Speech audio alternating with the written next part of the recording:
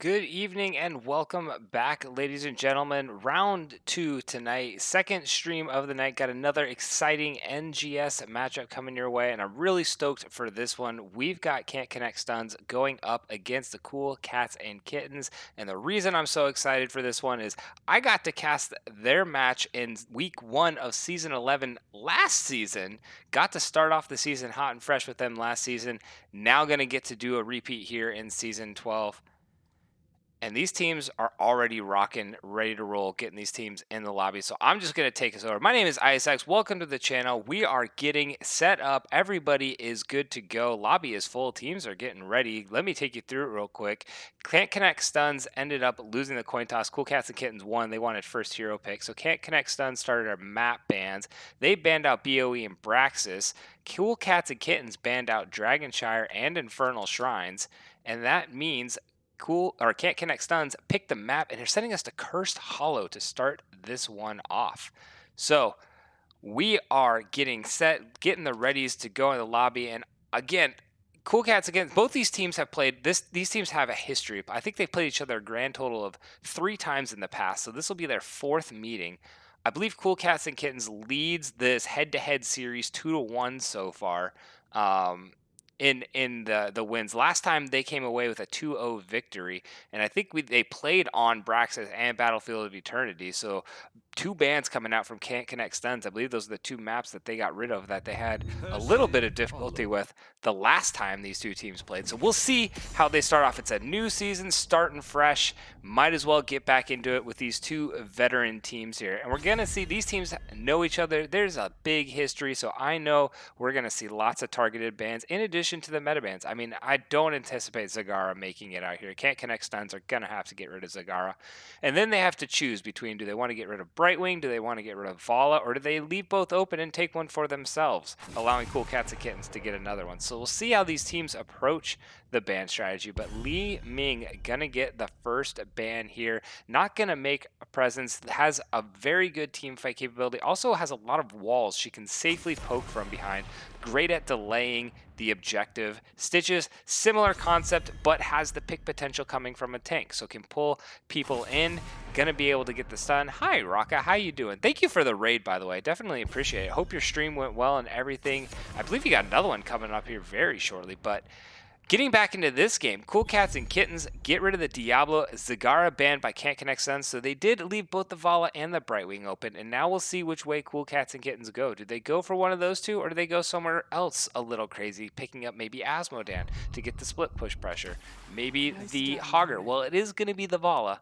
So they're going to pick up that hyper carry assassin. Now the answer to a Vala typically is a lot of burst damage on top of a lockdown tank. So looking at Taunt variant, looking at Diablo, which has already been banned out, looking for a Johanna, and it's going to be Lucio actually picked up. So going to be able to give the team a little bit of boosted speed that will allow Cool Cats and Kittens to get rid of another Vala threat. And it also leaves them the potential to hold on to their healer, already knowing what the healer is. So waiting to see if they need more of an Anduin to get kind of an escape healer, or looking more for like a Lieutenant Morales or a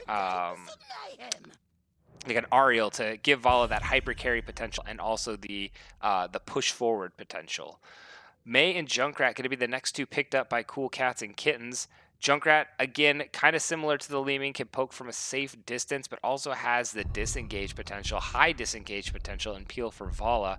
And then May has a lot of that, front to back utility, can just run at a team and be that annoying little bugger in the front line, but can also have that instant boop to the back line to get on the back line if needed, if they find that pick. So May, a very, very safe tank, going to be able to put down a lot of annoyance for that Greymane with the Snowblinds as well. And Stukov going to get banned out. So the healer pool going to get pinched a little bit. I didn't necessarily anticipate a Stukov, but he does well on these maps. The variant Stukov could still be picked up by the side of Cool Cats and Kittens. Double tank is definitely a thing on a map like Cursed Hollow. Blaze gonna get picked up. I believe that will be a main tank Blaze, and Falstad, the global pressure, coming in from the side of Can't Connect Stuns. Interesting that Brightwing hasn't been banned or picked up yet, though.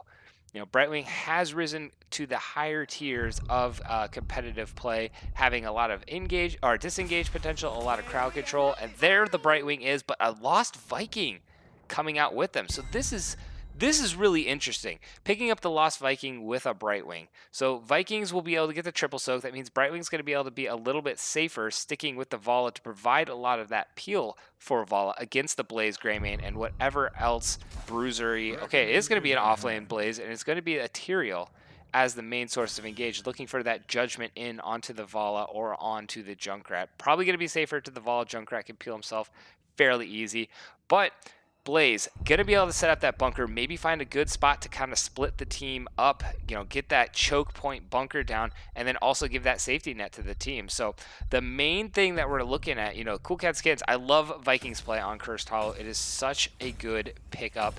It's gonna give them a lot of that macro pressure, and then they're gonna be able to use that 4-man just to rotate around and try to find good, solid fights in the opposing team's jungle, since this jungle is so big. So they're going to look to invade camps with the 4-man. Meanwhile, the side of Can't Connect Suns, they're going to have somebody to answer these Vikings players. So they're going to have to put one into the top lane, meaning they're going to have to commit only 3 or less players to these camp clears. That's going to allow Cool Cats and Kittens to really ramp up this macro pressure. So we're going to have to look for Can't Connect Suns to get some really good picks on these objective fights and playing around their 10s. We'll see how these teams... Oh my gosh, I forgot to start a prediction. How absolutely silly of me. Let me get this in here. Who will win game 1? Either CCS or Cool Cats and Kittens. Sorry, ladies and gentlemen, I completely forgot that. I'm going to get that started now. You have 1 minute to get your locks in. I'm going to get these teams introduced. On the blue side, we've got Can't Connect Stuns. We got Slick Rub on the Lucio, Wolf sitting on that Greymane, Eric sitting on the Falstad, the Mansky. I remembered how to pronounce it, I believe, on the Blaze, and Brainer sitting on that Tyrael. Meanwhile, on the red side, we got the Cool Cats and Kittens. We got Beowulf on that Junkrat. We got Horvath sitting on the May. We got Pushover sitting on the Val. Lubidium on the Brightwing. And Crazy for Haruno on the Lost Vikings. And I've seen him play the Vikings before. It is scary. So, getting into these team fights, getting the talents up. Neither of these teams really have much scrapping potential, and if you're CCS, you're kind of trying to just sit back and not let Vala get stacked up too much. Vikings did go for the Viking bribery at level 1, so they will be able to be on the camp player duty, especially with the aggressive invades. These teams finishing off their scrapping back and forth, looking in to this bot lane. We've got the Vikings go ahead and soak 2 in the top lane, 1 in the bot lane. The rest of CCS gonna split off. There goes one of the Vikings. Eric gonna fall to the Falstad. That is in the bot lane. Sorry, that's not Eric. Eric's up here. No, that was Eric. I am all over the place with the Vikings. Forget it. I'm just gonna say the Vikings fell, because they are just all over the place. But May gonna get that, and we already see the Junkrat getting his soak. Meanwhile, top lane getting their soak as well for CCS, and I like CCS's pickup here more. CCS gonna get that early camp pushing the top lane. Since the tribute is in that top lane, that is going to be the focus. They're going to use mid lane to push. Meanwhile, the side of CCK getting the bot lane, then going to go up and get the top lane. I anticipate this is picked up so fast because they may have wanted to try to set up something in the camp invade. Not going to be able to do it. Instead, going to go ahead and set up a little bit of a mid lane push. Didn't necessarily have the Vikings alive and healthy. Vala and Brightwing going to finish off this camp, and now they're going to have the pressure starting in the mid lane. Greymane and Lucio going to be able to pick this up as well.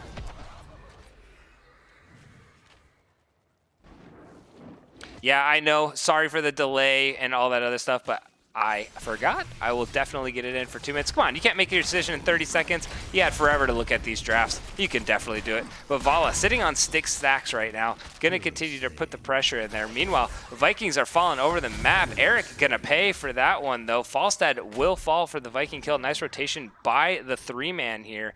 And we've got first blood, first official blood, going over to the side of CCK. Vikings only counting for a quarter of a kill, so they needed 1 more Viking kill to officially give them the first blood denotion. And Brightwing already going to teleport away from the bot lane. Not going to sit and get some of that soak in the bot lane. Setting up to top off the Vala, get ready for this first objective. I'm just not even going to try to follow these Vikings around. You see the Vikings fall.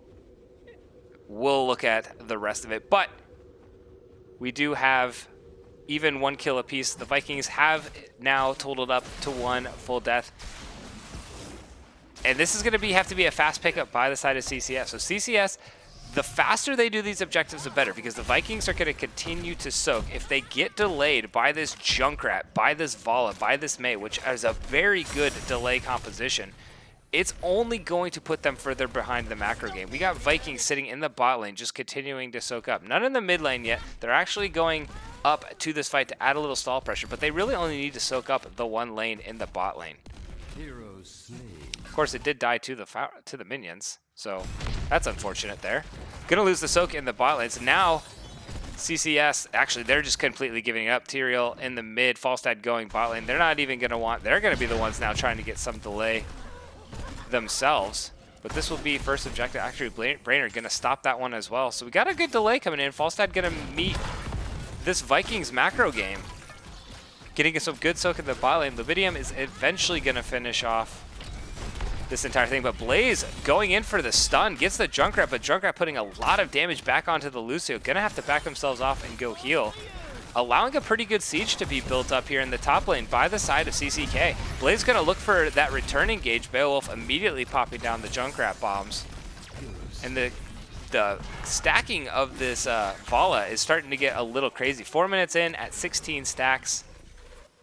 Gonna start putting on the pain, getting the increased bonus to damage at 20 stacks. Blaze is in a really, really rough spot. Nice ice wall by the Mei. Good passive to make sure Blaze couldn't jet propulsion all the way through. Horvath recognizing that, securing the kill for his team, and getting the Lucio to boot on top of that. So 2 kills going over to the side of CCK, and they are getting a lot of pressure up here in this mid lane. Meanwhile, Falstad, still Eric in the bot lane, getting a lot of soak for his own team, making sure they don't fall too far behind, pretty much negating a good chunk of those 2 kills. And now the second objective coming in the bot lane. Siege minions already in the top lane. It's going to force Junkrat to stay. Greymane jumping in, not going to be able to find much of their Brightwing, just going to be able to give the speed boost and let Junkrat get himself to safety. But Blaze and Lucio already rotating down with the Falstad. It's 3 Vikings and Vala up against the Blaze, Lucio, Falstad. Tyrael just going to try and delay any type of rotation down into the bot lane. Blaze already starting the channel. There is no one nearby to interrupt, so this will just go over for free to the side of CCS. And going to even up the objective pressure 1 apiece on either side. Brightwing committing to staying in this top lane, getting the soak. 10s now online for both teams. CCS actually picking up their boss and starting it off. Going through some of these ultimates, Greymane going with the Cursed Bullet, Bunker by the Blaze. It is going to be the Sanctification by the Tyrael, not the Judgment. So going for the anti-engage potential coming out of the side of Cool Cats and Kittens. We got Gus coming in from Falstad and high five from the Lucio. Here's the fight breaking out. Big engage going on to the Mei. Wolf diving all the way and gets fairly low. Has to back up, but Vala committing all the way to this fight. Gonna use the strafe to finish off the Greymane. Good Emerald Wind coming out of the Brightwing there to knock Blaze back into that corner. Now they've got Blaze on either side. Mei is there to get the trifecta, and that is going to be Blaze. Oh, he's barely gonna get away. I don't believe Vala is going to be able to catch. It's going to be super close there. Falstad's here. The third bounce is going to secure that kill. Blaze will go down as well. And a nice pickup. The boss is getting some pressure in the bot lane, but 2 kills going over to CCK. The stun is going to be able to delay this, I think, enough. It's going to be super close. Will the boss? He will get the fort. And so that is the first fort of the game falling in favor of CCS. Wolf going to go ahead and start picking up his own camp. The camp pressure has actually been on the blue side so far. Greymane doing a very good job securing the camps for his team. Camps not being picked up as much. The Vikings are trying to get as much as they can. But Greymane has gotten pretty much 2 more camps, including the boss from the opposing team. Vala going to start off the camp, the boss camp for her own team. Right now, Junkrat is on the map. Brightwing has also been seen on the map, so they know. The suspicion is that there is no boss play. They have only not seen Vala. Mei just did disappear. Brainer's got his spidey senses going. Gonna go up and check this one out. Checks the Mei, finds the boss about half health. So the rotation is gonna come in. The boss immediately called to be canceled. And now we see Junkrat getting a little aggressive with the positioning. Greymane jumping on it immediately. Minion is still being sieged up in the middle, completely being abandoned. This is Curse Point for the side of CCK, but nobody is anywhere near this curse right now. CCK don't necessarily have to fight for it, can trade boss away for this camp, but they still haven't picked up their own bruiser camp. And Vala running by it, they look like they're setting up to contest. Otherwise, I would anticipate they'd have just stopped. Beowulf in real deep, has nobody nearby, is gonna fall. So that is one kill going over. Greymane just gonna start the channel again. So maybe just a little bit of miscommunication coming in from CCK, not really knowing how they wanted to commit to it, then saying, okay, we do want to get the interrupt, but Junkrat just not being able to see people in the bush, ends up falling. And that gives CCS a nice little cushion here. They've got still 10 seconds to decide. Greymane immediately going to rotate up, pick up his own camp.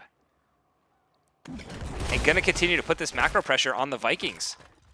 But as we can see, with these fights, the game continuing to tick on, the Viking soak is starting to scale. What was a level lead, I believe, for CCS, or close to a level lead, has now turned into a half level lead or a quarter level lead in favor of CCK.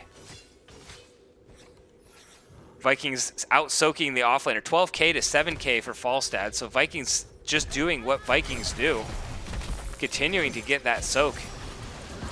But Horvath a little out, does have the passive available, pops it. Falstad uses the gust to disengage from the Junkrat bomb. Not a lot of damage put out. And the Vikings still do not have full strength. Greymane threw in the curse bullet down on Vala, jumps in a little aggressively there, didn't have the rest of the team to engage, so the sanctification does go down, so Greymane dives right in top of it, still alive somehow. Blaze gets the zone off. May does not have the passive this time, gonna get away with 16 health. Lucio there secures the kill, and that is going to be 1 kill to none in favor of CCS so far, 1 1/3. And now the delay is on. Vala and Junkrat trying to delay as long as they can while the Vikings continue to soak.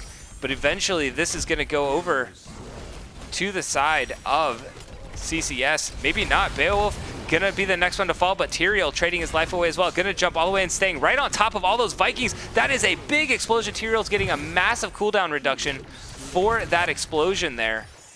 Only has 10 seconds till he's back up. That is curse being picked up by the side of CCS. Brightwing is out of mana. Isn't going to be able to teleport around either. The passive, I believe, is down, so not going to be able to peel for his team, and also not going to be able to get that burst heal. And this is the first curse picked up by the side of CCS. They're going to be able to siege out this mid lane, probably pick up the mid lane fort at minimum. May be able to get some rotation up and pick up the top fort as well. Falstad going to go ahead and try to put the pressure down. Olaf not going to be able to get away there, and that is going to be a pickup of another Viking for the Falstad. Another belt on the belt. Junkrat just trying to zone off with the tire. This tire is actually getting a lot of value, sending the whole team back. And that's going to delay this pickup here in the mid lane. So pretty good value from the Junkrat there. The whole team's recognizing that the Brightwing is out of position. Blaze going to come in, try to get the jet propulsion, gets the slow, doesn't get the stun. Tyrael going to try and get in. The Emerald Wind goes down. Will Brightwing be able to get herself away? The Curse Bullet did land, and she teleports herself to safety. Falstad, meanwhile, able to pick up the kill in the mid lane. It is going to be the top fort, not the mid fort that falls. So only one fort picked up so far. And a good pickup by CCS. Now going to go ahead and try and pick up the boss, knowing that they have some big cooldowns down on the side of CCK. Actually going to back off here. Have a lead. Don't necessarily want to give it, you know, throw up the 50-50 play to lose it here. Blaze is going to go in, get the engage of Vala. Falstad immediately jumps in, but May now going to get a beautiful Ice Wall. 3-man Ice Wall. Doesn't have the Blizzard to throw down on top of it, but the damage is done. A huge sanctification coming in from Tyrael. A great gust, and that massive setup by CCK completely negated by the side of CCS. Vala actually trying to get the strafe kill there. Doesn't quite pick it up. The bounces are going, but not going to get enough. The Junkrat tire goes out, but Blaze just jumps into his little iron bunker. They're trying to burn it down. Junkrat's trying to dodge all the crowd control. Blaze will eventually fall down there. Oh man, that was just a game of chicken there. Who's going to lose first? Blaze have to come out of his bunker, or Junkrat going to lose his tire? And it ends up favoring the side of CCK. They're going to go pick up their own boss here. But the boss is up for the side of CCS as well. Greymane is alive, but he's picking up this top siege camp. So isn't going to be available for the boss play. Tyrael and Lucio going to start it up. Falstad in the mid lane, probably going to try and push out the mid lane and then rotate down for the boss play. But the boss already picked up by CCK. If they make an immediate beeline for this boss, they may be able to interrupt this and make a play with Blaze not on the map. Boss is actually canceled by CCS. They recognize that they just weren't burning it fast enough, have to back themselves off. So both teams got a lot of spidey senses tingling, know each other very well, recognizing what the other team is more than likely doing and trying to answer it. But now everybody on the side of CCK, or sorry, excuse me, CCS is committed. They see this, so immediately the boss play is being called. Now the boss lane and the bot lane being picked up by the side of CCK. They don't need this tribute. And the tribute picked up by CCS does nothing, but the boss is going to get a lot of map pressure. So a good play yet again by CCK, recognizing they didn't need the tribute. They could get the bruiser camp. Blaze is here, but the boss is pretty much gone at this point. Boss is going to be picked up. Blaze looking like he wants to maybe try and pick a fight, may pop in the passive, and going to be able to walk herself away. Actually trying to re-engage onto the Tyrael. Lucio popping the high five to get Tyrael that speed boost away. And look at these minions in the bot lane building up here for CCK. Vikings are continuing to do what Vikings do, pick up the map pressure. The experience lead is just continuing to grow for CCK, even though it looked like for a little bit they were behind overall in the game. Oh, big pick coming in here on the Great Man. High five, huge wall coming in yet again, picks up two. The boss is gonna get the stun. No, it won't. Tyrael popping the sanctification, baiting in the Mei, and that is where, if your team has excellent communication, picking up a Tyrael with sanctification, be like, guys, don't worry, I got this. They put down all this stuff. They're gonna jump in on us, and I'm gonna drop the sanctification, bait everybody in, and Tyrael just committing forward. He's out of mana. Falstad coming in, looking for the Gust play.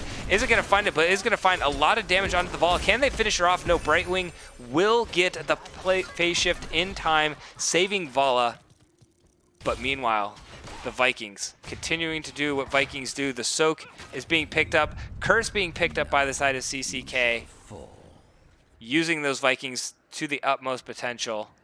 And now the Curse pressure is on. Mei will be down, so they won't have a tank. This might be a pretty solid defense, only losing, I believe, just this mid fort. Keep defense should be able to be done here. Actually, the engage being picked up. Nice Curse bullet. Falstad committing all the way to this. Junkrat will fall. And that will be one kill picked up. Eric running as fast as he can to escape. Meanwhile, I believe this one's Balog up here in the top lane. I don't do enough Vikings cast. I believe that one's Balog, and Olaf's the big fat tubby one in the mid lane. Lots to love on the Olaf. Falstad using the Gust to disengage her, but Minion's building up at the bot lane. Minion's building up at the top lane. There is going to be the kill onto the, I believe that is the Balog? I have no idea, but a big blizzard and stun coming in from Mei on the Lucio. Did have nobody to jump to with the high five. That's a big pickup, especially since all the minions are already sieging. I mean, look at this, keep got down to half health.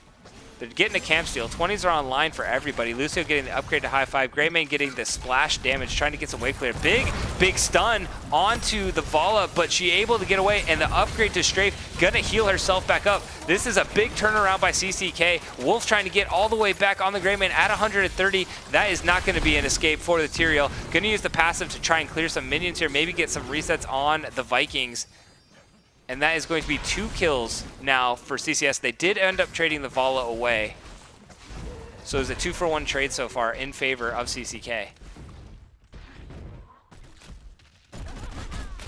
And now the siege going to be set up in the mid lane. All the Vikings are pretty much hugging it together now with the 20s online, no longer needing the massive macro pressure at this point. Utilizing the combination damage they get with that level 7 talent, getting the spin to win. Blaze actually going to look to get an engage on the Vikings. They do have the play again, so should be able to revive anytime they want. Eric going to go ahead and pick up the camp here in the bot lane. Brightwing actually going to back in the top lane. Has a sense that everybody's rotating up for her. Going to get herself back to safety. We have a nice little pause in the action for the level 20. He's going to be able to look at some more of these levels. Never mind, I spoke too soon. May going to jump all the way in. Junkrat going to boop himself to safety. Phase shift coming in for the Brightwing, and here comes the tire, but it gets killed and will not be able to do much more. The upgraded bunker by Blaze, the upgraded sanctification by Tyrael, not only giving themselves unstoppable, but also giving some boost to the damage. Blaze actually looking to try and turn this one around. Vala is way forward with the strafe, getting down the damage, gonna be able to heal herself up. There was no crowd control put down the Vala. The Sanctification does go down. Greymane first to fall. Lucio second. Vala continuing to show how strong Vala can be when she gets to level 20. I mean, she dove all the way in there, continually used that upgraded 20 talent with the Death Siphon, and just made everybody try and commit to her, but healed it all up. And that is a 5-for-0 ace for the side of CCK. They have the minions in the bot lane, 40-second death timers, and this is going to be game number 1, I do believe, going over to CCK. It's going to take a monstrous defense by the core to stop this push with all the damage being alive. But ladies and gentlemen, that is a good case on why Vala is still at the top.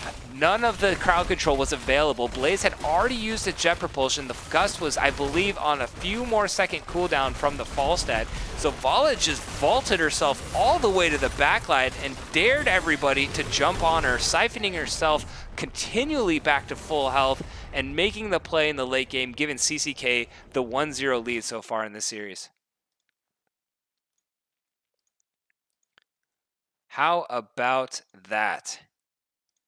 Big plays coming in all around. By the way, thanks Murad for the follow. Definitely appreciate it. I turn the follows off while the actual game is in session. Around the game, you get those little cool, whatever, animations for the follows and things like that. But yeah, this was a solid game. I mean, very back and forth. CCS did an excellent job dictating the early game, using the Greymane to get a lot of the camp pickups, using the Tyrael very well in the early stages of some of those fights to bait the Mei in, bait the Junkrat in, and then turn it around and get the 1-2 picks. They had the boss play picked up, but then it was just that one fight and then the curse pickup that really got CCK back into this game. Being able to get those 2 kills and then pick up the curse with the Vikings while having everybody else able to put themselves in the lane, not having to go back for the objective, was a massive swing. The Vikings did what Vikings do, 27k total experience soaked to the 15k from the Falstad, and ultimately the 4-man from the Mei, Brightwing, Junkrat, and Vala were able to create enough pressure, find the fight in the end, baiting the Blaze in, and then turning it around on them, using that Death Siphon from the Vala, getting the Game 1 victory.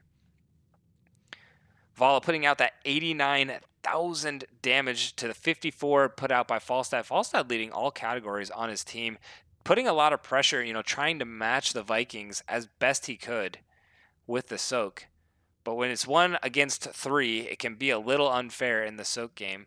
But was able to, maneuver around the map, pick up some kills. Vikings did die a total of at least 12 times, if not up to 15 with the 4. Or I believe it would actually show the 0.25, so I believe that is just the 12. But looking over at these talents real quick, seeing what we can find. Greymane go with a very standard Greymane build, actually taking the Executioner at 16, so wanted to get that extra damage to all those crowd controls, since they did have the Blaze for a lot of that crowd control effects, the slows on the oil spill, the stuns from the jet propulsion. I mean, this is pretty standard pickup by Blaze these days, going for, a lot of camp clear, minion wave clear, and then picking up the collision course and the thermal protection at 16 to get a lot of that single target damage and the armor boost. Tyrael giving the boost to Greymane, giving the movement speed and attack speed steroid to help Greymane and Falstad. Falstad did go for the auto attack build, so he was going to get some of that as well. But overall, pretty good game. Vala is able to eventually carry once that game got a late game. I didn't even see what the Fire at Will stacks ended at, but it got pretty high up there. And so we are getting set up here for game number 2. The map has been picked. Trying to see who picked it. I believe that CCS, since they had the choice for first pick or map pick, they chose to get first hero pick, which led CCK to pick the map, and they are sending us to Alteric Pass.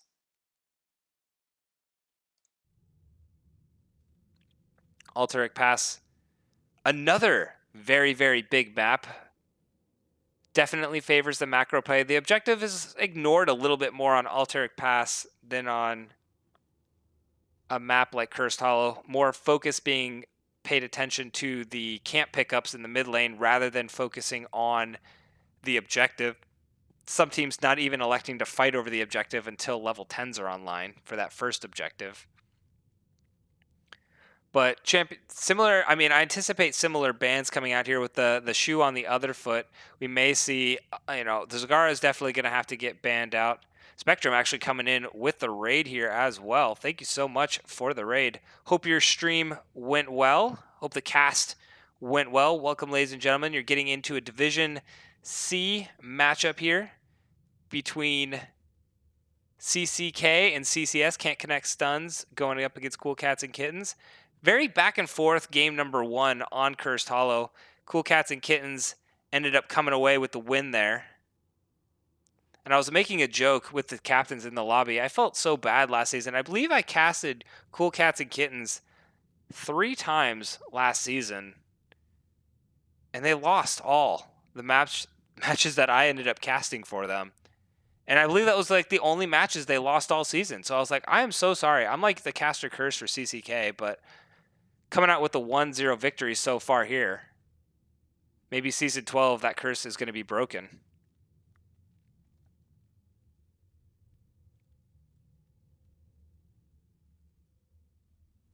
But we're waiting on one more person to get into this lobby. Looks like we're having a little bit of a connection issue. So we will get this game kicked off shortly here.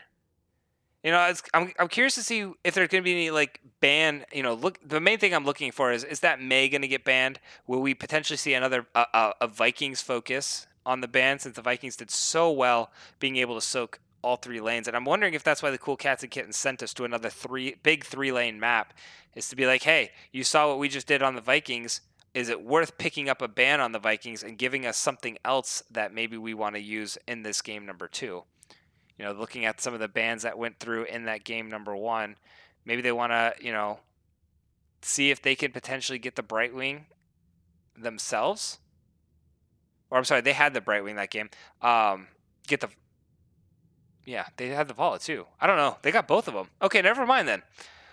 Just gonna, maybe they'll kind of change things up and hope to get one of those 2 back here, because both champions do, again, fairly well on a map like Alteric Pass. And when you're looking at the champions like Asmodan, Vala, Brightwing, Zagara, can't ban them all. So one of those is going to go. Cool Cats and Kittens may be like, we're comfortable giving you 1 if we can get 2, although I don't anticipate the 1 going to be Zagara. That one's going to have to be banned by Cool Cats and Kittens.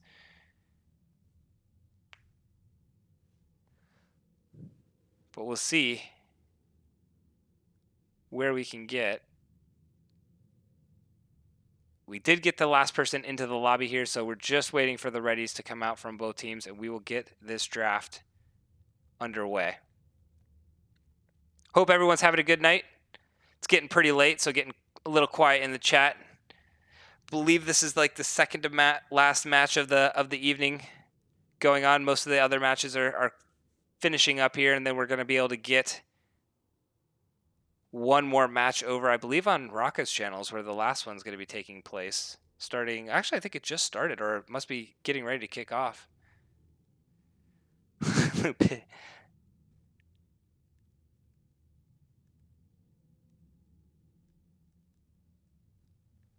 But hoping everyone's doing well. I will try and get this prediction. Actually, I had to give the points over. I forgot to give the points so far. Who will win game 1? That was CCK. So for those of you who voted for the CCK, congratulations. Enjoy your points. CCK coming away with the victory. And this time I will do my best to get the prediction off a little earlier. Not make you guys panic pick there.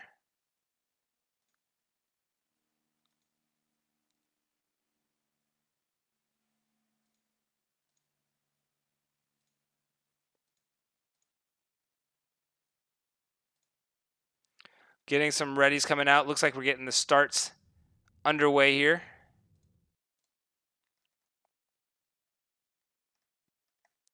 It should get into our second map.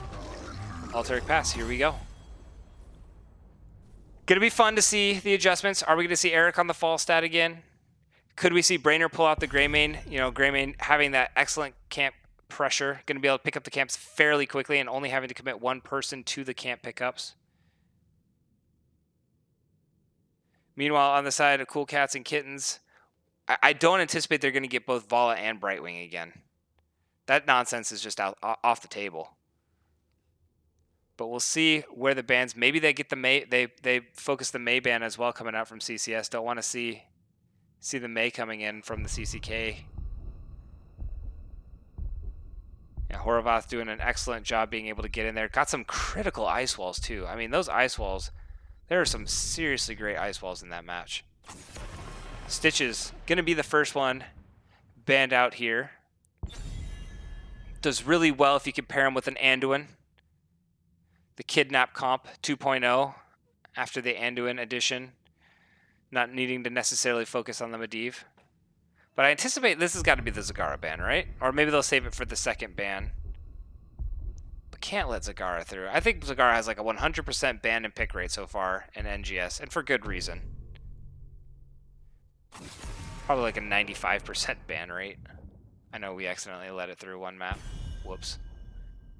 Vala gonna get banned out here. So if we can't have it, you can't have it kind of thing coming out from CCK. May gonna be the second ban. So nice little respect nod over to Horvath in the last game. I mean, you gotta do it. Those, I can't say enough about the ice walls. And I anticipate this one's gonna be the Zagara. So that will leave the Brightwing available. And we'll see if it's picked up here by CCS. They're going to commit to the Lucio again. Okay. So liking the high five, liking the cleanse potential coming out of the Lucio, and also the high mobility for the engage and disengage.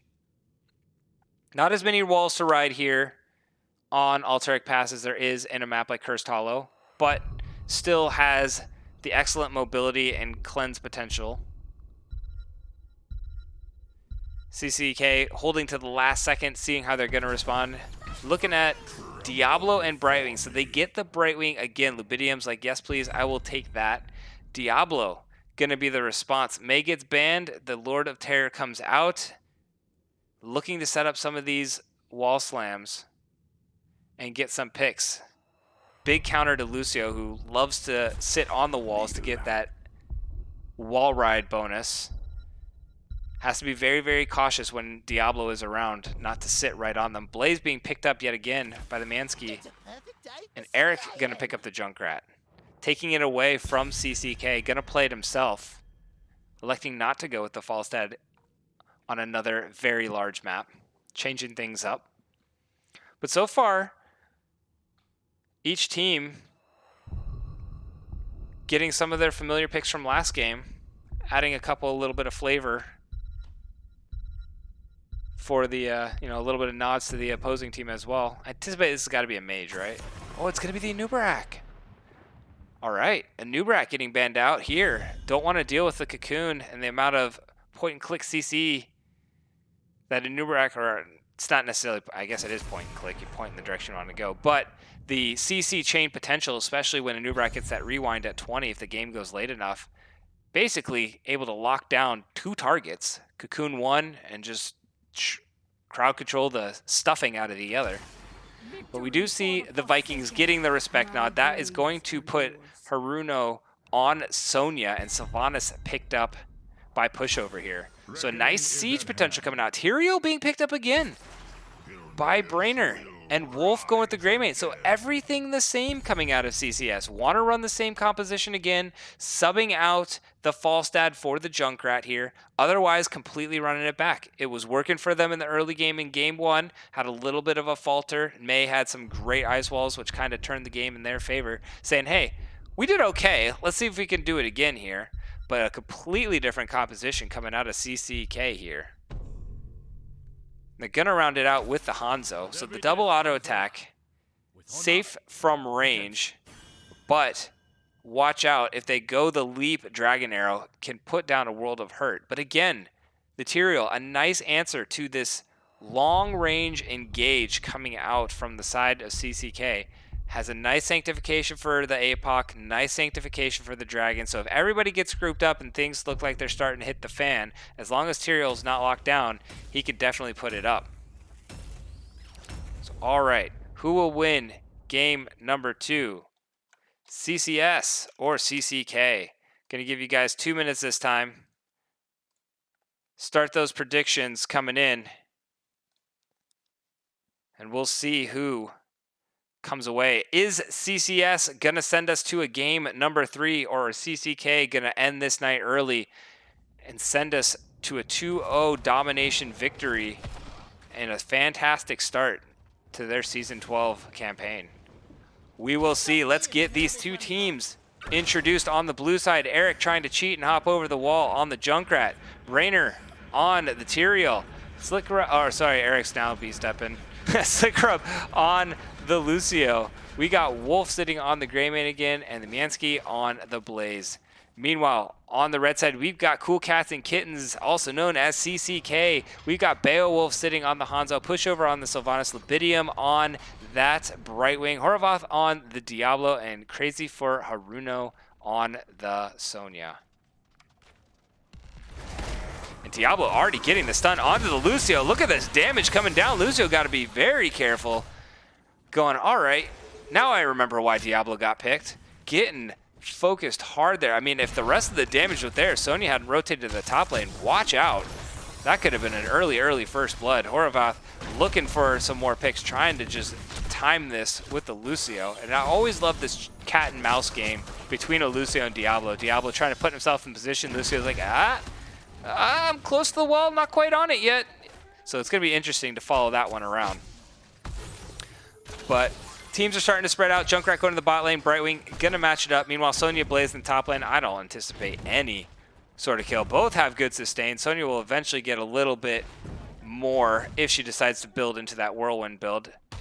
Don't necessarily anticipate it with this composition that's running by CCS. Sonya looking more to isolate and blow up than just spin her way to victory here. But camp already being picked up by CCS, and we saw this out of them last game. They were very good on their camp timers, getting the priority there, doing so again here in game number 2, having the advantage, going to pick up their camp well in advance, and that's going to give them the pressing power in the mid lane and also the little bit of experience lead in this early game.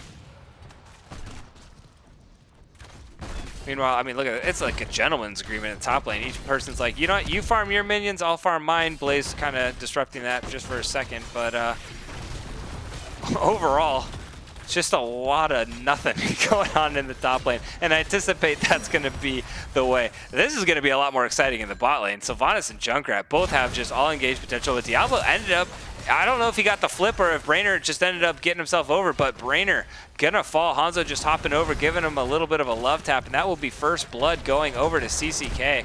I have to anticipate that was the Diablo flip. Maybe he saw that Tyrael used the sword to get up closer, maybe knock people away from the minions, and Diablo said, haha, you can't get yourself back over, I'm gonna flip. But Diablo on the hunt. Eric getting fairly low, Lucio not able to get in time, and a good gank coming in from Diablo there. And that's what Diablos do best, trying to find ways to make pressure for your team. Look for those ganks, get those rotations in.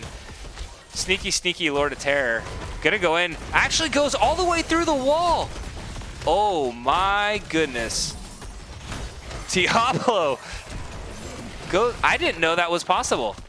I'm guessing I don't know what the interaction, I'm guessing Diablo charged at the wall, and Tyrael, there's this wonky interaction with his Q that ended up popping Diablo through, because I don't remember Diablo ever being able to charge through the wall. He hits people, he hits opposing people through the wall. Or maybe Tyrael had just backed him, I don't know. That was crazy. Tyrael must have just stepped. Either that or Tyrael just stepped a toe on the other side of the wall and Diablo just hopped over it on accident. But I don't believe he charged through it. Well, I don't know. I'll have to go watch that. It was super close regardless. Maybe, I'm guessing Tyrael had to be on the other side. But regardless, good return kill for CCS. They pick up their camp. They get back on even talent tiers here. And that will put the teams just back to the farming. As mentioned, neither team really putting much focus on the camps. A couple of minions cleared out on the blue side. Both still alive on the red side. Greymane's gonna go over there. Tyrael looking like he's trying to set up some sort of gank, but Tyrael, Lucio, the damage just isn't gonna be there. Junkrat backing his way up, but Haruno turns around, takes a little bit more punishment from the Greymane. Meanwhile, in the mid lane, Diablo Sylvanas gonna push out this minion camp, get their own pressure created in the mid lane as well. Now Brightwing is towing off against the Blaze in the top lane here. And it's going to be interesting to see when these teams elect to pull this trigger over the camp. I anticipate it to be right around the 10s. Never really focused, but Sylvanas actually trying to channel it off already. So we do see CCK starting to put a little bit of focus on the camp. Junkrat, one of those excellent delay characters. Sonya just cannot get the body block right in there. And Junkrat actually getting some good boops here. Gonna get the kill. Junkrat coming in with the play, gets the knockback, the tower and the fort both hitting, and that's a big pickup by CCS there. That's going to give them the opportunity to go pick up the camp. Sonya's going to have to walk herself all the way back. Junkrat doesn't quite connect the second one, but everybody collapsing. Greymane can jump all the way in here. Tyrael committing heavy for this and is going to fall. A little bit of an overcommit there. Hanzo doesn't get the interrupt onto the Lucio. And this is going to be the channel started by CCS, but only temporarily. Hanzo going to be able to stop this off. Blaze and Brightwing, again, just having a fun time here in the top lane. And now it's pretty much all reset. 6 seconds channeled in total by CCS. Each team fairly close to their 10s. 10s just comes online for CCK. Wailing Arrow picked up by Sylvanas. APOC by the Diablo. It's going to be the Emerald Wind by the Brightwing. We're still waiting. Hanzo and Sonya still deciding where they want to go with this. The channel has been started by the side of CCK. Hanzo did go for the Dragon Strike instead of the Dragon Arrow. So going to try and lay down on top of this combo setup by the APOC. And I anticipate, yeah, I was going to say, if they're going for this Dragon Arrow, it's got to be a leap out of the Sonya to get some stuns on top of that Dragon Strike. Oh, Hanzo getting rooted out there by the Junkrat. That means the kill will be picked up. Sonya leaping back on. The invulnerability popped by the Sanctification. That is the bait in that CCS is looking for, and the return gets them 2 more kills, and that is what they did so well in the early game, in game 1. Trying to run it back here in game number 2. And gonna try and find Diablo for the kill. APOC thrown out for good measure, but I don't believe Diablo will get himself away. Has the souls available? No, he does not, so that is going to be a 4-for-0 kill in favor of CCS. Huge play coming in, and they're going to get the remainder of this channel. And also look at their minions in the mid lane. They were able to get the camp with Greymane. Camp not answered. So CCS doing a good job again of getting the camps, getting the engages when they need to, and finding ways to create map pressure in this early/mid game. Now we'll see if they can close it out through the late game here. Keep the pedal to the metal.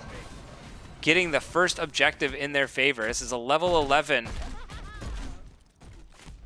objective here, so we're going to be able to see some punishment. I anticipate at least another fort pickup in the top or bot lane. Looks like the bot lane is going to be the focus.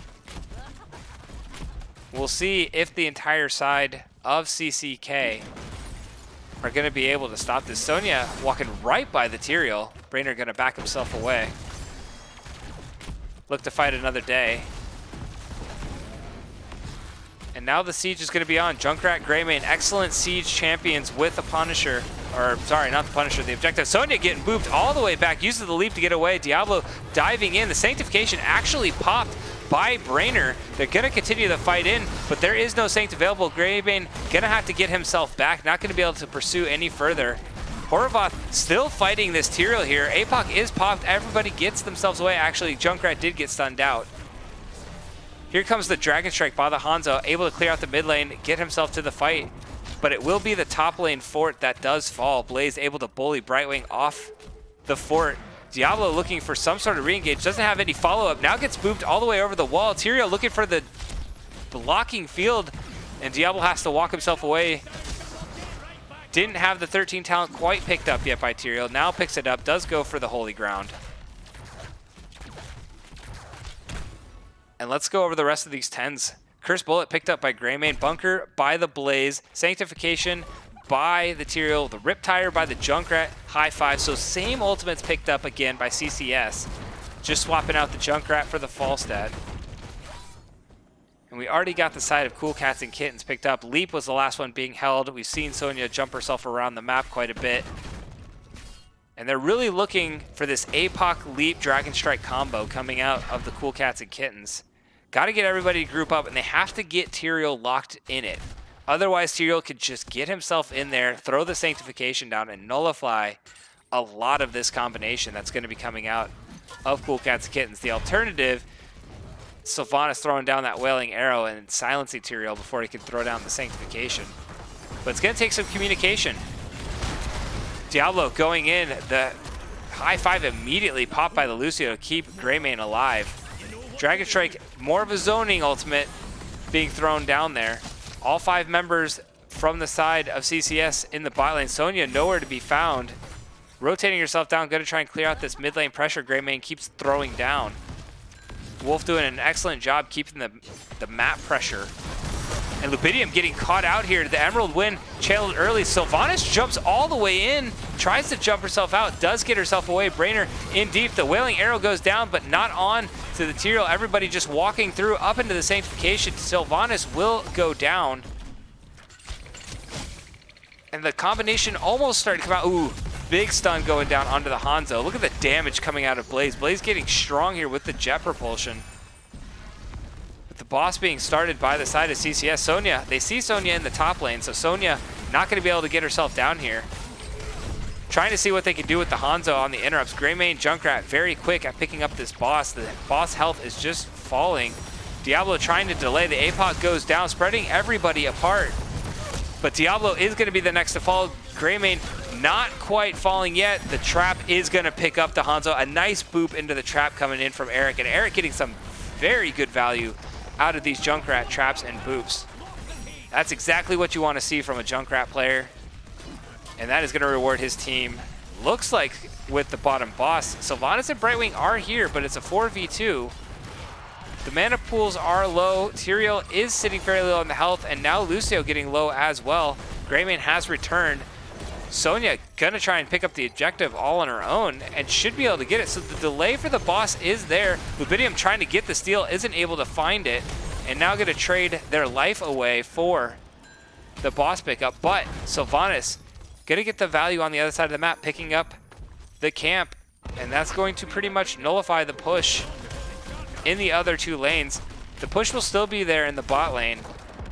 Boss is stronger than the minion, the objective, but if they commit fully to a push with the boss, they aren't going to be able to clear out the objectives in the other lane. So everybody backing off. They're going to commit to clearing out this mid and top lane.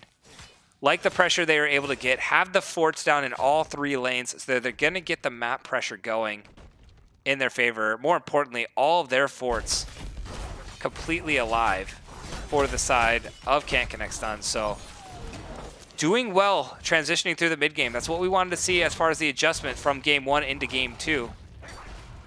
CCS doing an excellent job through this mid game. Now just kind of have to put the bow on it and keep this pressure. They're doing an excellent job waiting patiently for the engage to come in and then using that Sanctification to get the counter engage. Actually, the bot lane gonna fall, so the boss was cleared fast enough. Nobody responded in time, so the bot fort does go down. And CCK able to get their first map structure. Try to relieve some of this pressure that's been created. Hanzo gonna throw down the Dragon Strike. Again, more of a zoning ultimate than anything else. Get the last little bit of value out of this objective. Brightwing getting the soak up in the top lane, just waiting for the call in. Not gonna get the call in for this objective. And now teams go back, and I believe they got to be at least 1 camp, if not 2 camps ahead on these camp pickups. Greymane doing an excellent job with the timing. CCK will be able to get this one to match the pressure in the mid lane. But I mean, if we look at the camps, yeah, the mercenaries, look at the experience that's been gained. 1,800, and some of that is that boss pickup, but 1,800 to 800.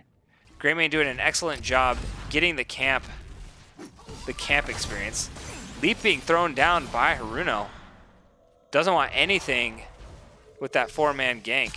And now we see the 5-man rotation. They do know Diablo is in the bot lane. They may look to potentially set up a boss play here with Sylvanas and Brightwing in the mid lane. Diablo is now off the map, rotating himself up. The boss is starting to fall. It's only down about a quarter. Hanzo has the Dragon Strike available. Brainerd caught in it. So the disengage coming out of CCS. The trap again getting value. Beowulf chunked down to about half health so far. But Brightwing still has not gotten the call in, sitting and getting that soak pressure in the mid lane, which is going to allow the mid fort pickup if nobody from CCS responds. Nice timing of the bunker by Blaze, not allowing himself to get flipped by Diablo. That does lose the bunker, but ultimately keeps himself alive. Hanzo finally getting that level 1 simple geometry quest done. A lot harder to pick up on this map, so you know, kudos for being able to pick it up. It's not the easiest to do, but we got a big root going down in the bot lane on the Sylvanas.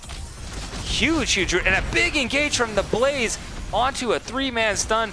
Hanzo gonna fall to the gray main. Horvath in the wrong zip code back here, all the way in enemy territory, and this is gonna be a 3-0 pickup for the side of CCS. Again, using this Blaze to get great engages. The Junkrat getting the root on top of the Sylvanas, and immediately Junkrat goes over and starts the camp pickup. Again, getting these camps and playing the map really well by CCS. Going ahead and pick up the boss in the top lane. Junkrat picking up the camp in the mid lane.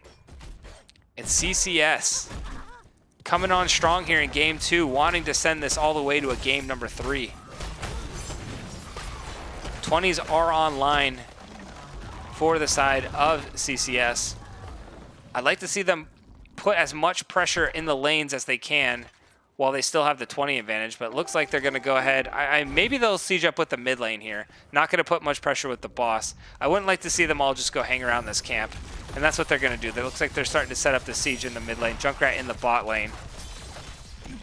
You know, let this boss create pressure somewhere and use the 4-man. Either that or put the pressure in the bot lane with the Junkrat. But this is what I didn't, you know, with the 20 advantage, having the storm advantage, you're basically daring the opposing team to fight you while you start a siege up.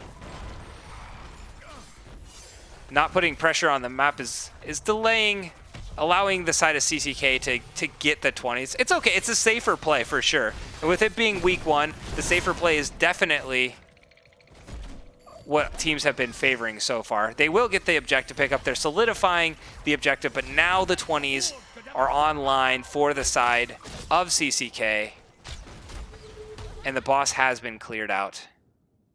So we'll see if they can find this pick. They're looking for the Diablo. Diablo can't get over. Blaze does connect the stun, but the Dragon Strike coming in, used to save Diablo, prevent anybody else from following up on that Blaze stun. So nice job by the Hanzo there. The boop again by the Junkrat. Leap having to be used as a disengage. Another big victory for the Junkrat there, using these traps just so well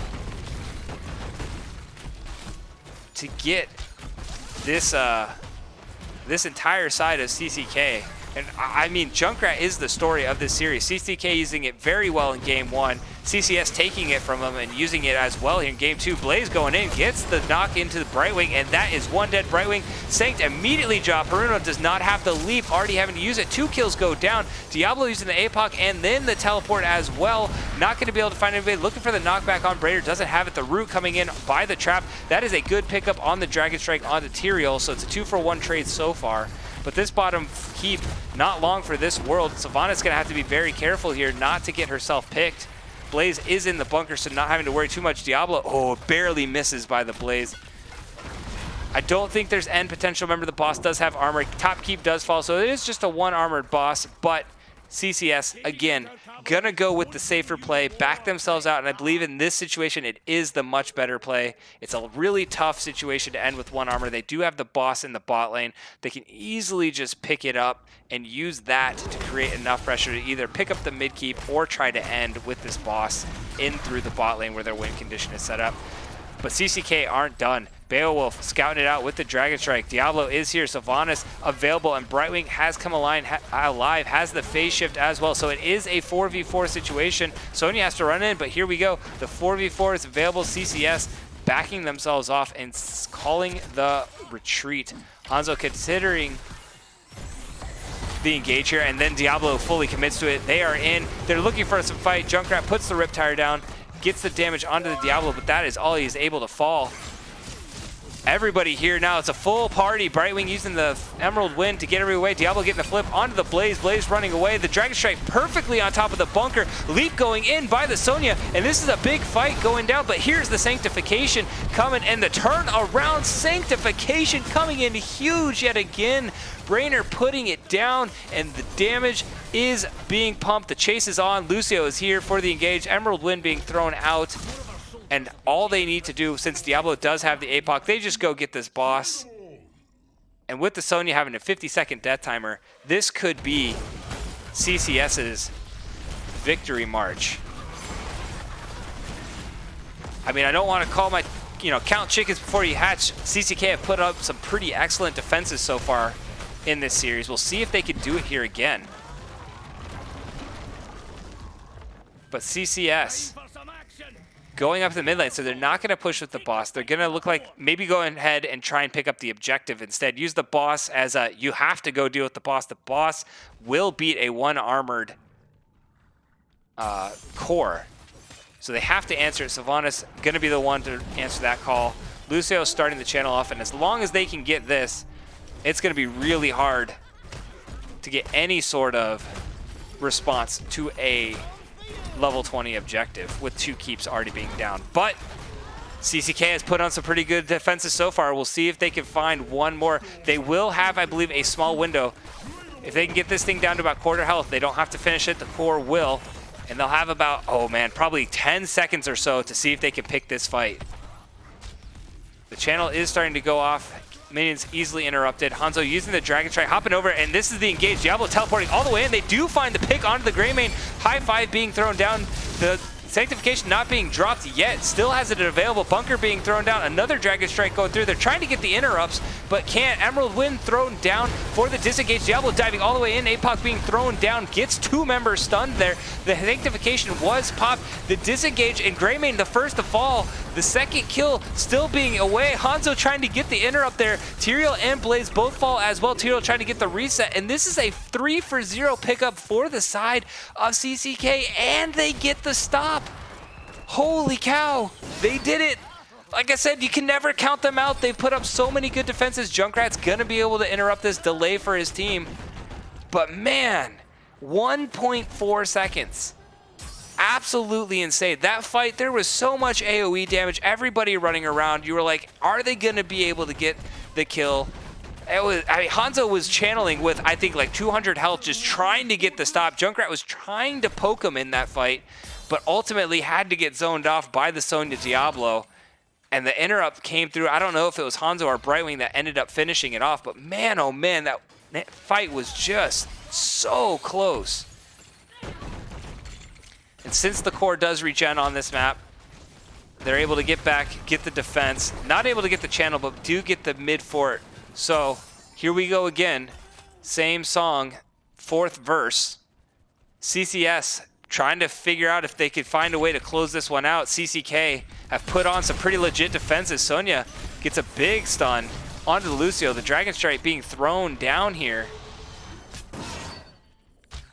Hanzo has 37 seconds before he can throw it down again. Brightwing just clearing minions in the base, waiting for the call, and the call-in is here, but she doesn't teleport onto the Hanzo, so Hanzo is gonna fall, gets the Sonya instead. There's 2 targets, she picked one, the other one was the focus. Diablo getting back, gets the stun onto the Junkrat, but will fall as well. Has the black soul stones available to get back into the game, but Sylvanas will fall, and I think this could be it. All they need to do really is just go channel the 1 second. They could try to end this through mid lane, but realistically, I mean, it's just one second here. The minions will be in. It is going to be a 5v3. Although it will only be 2 minions. Look at the way the wave has been pushed all the way back here. I don't know. I think Hanzo and Sylvanas may be back up. It's going to be close. it's going to be real close because these minions are going to take about 20 seconds to get over here. As long as Sonya stays alive, she's getting back. The stun coming in may have actually just saved her life there. Brightwing going to top her off. The core with the defense. We'll see. It's a race for the minions to get here. Everybody on CCK setting up the defense.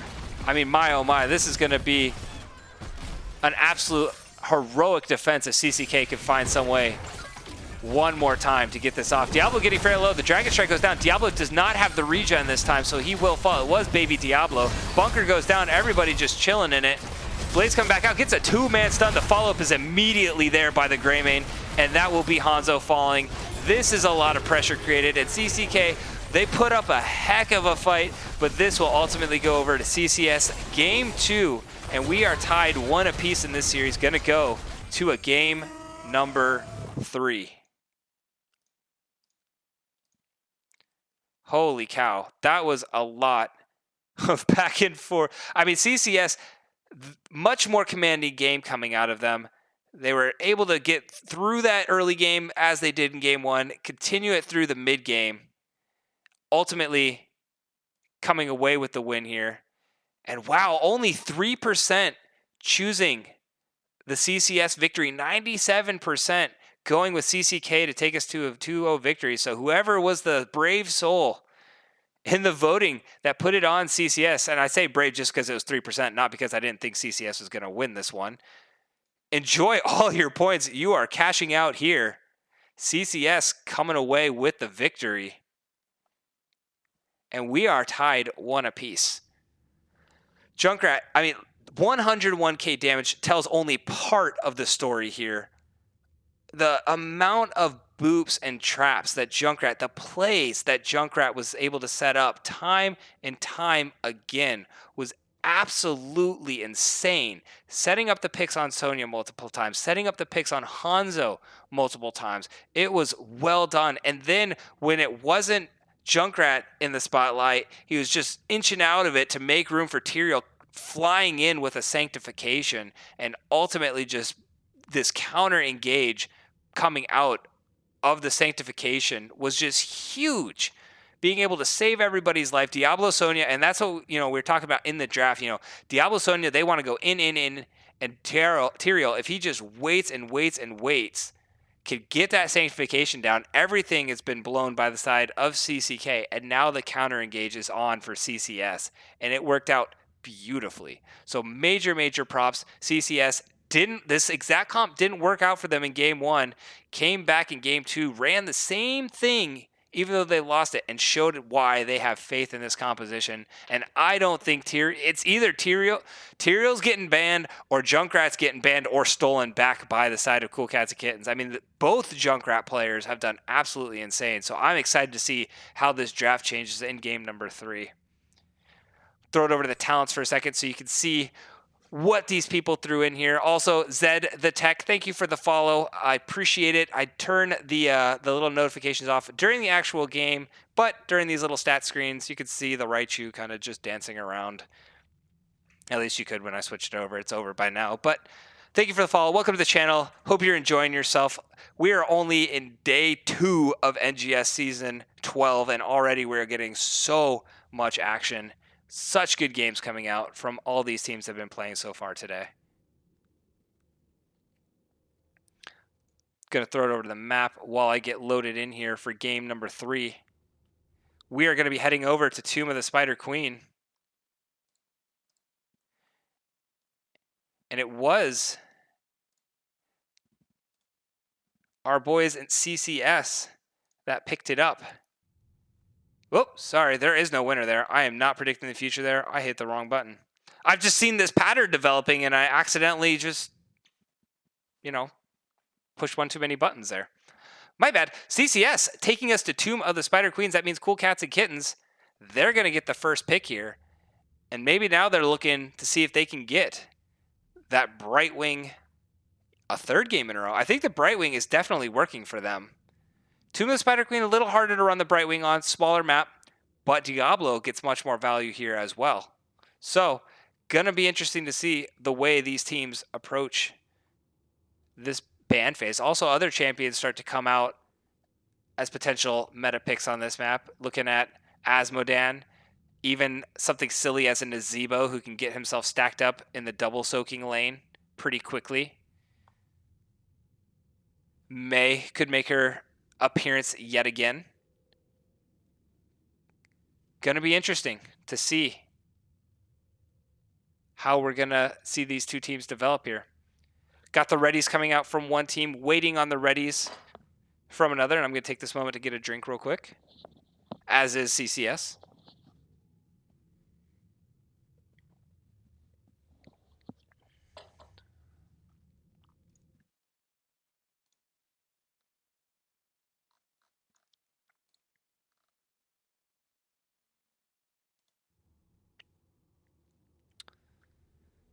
Now we're waiting on just one person to get back from a water break.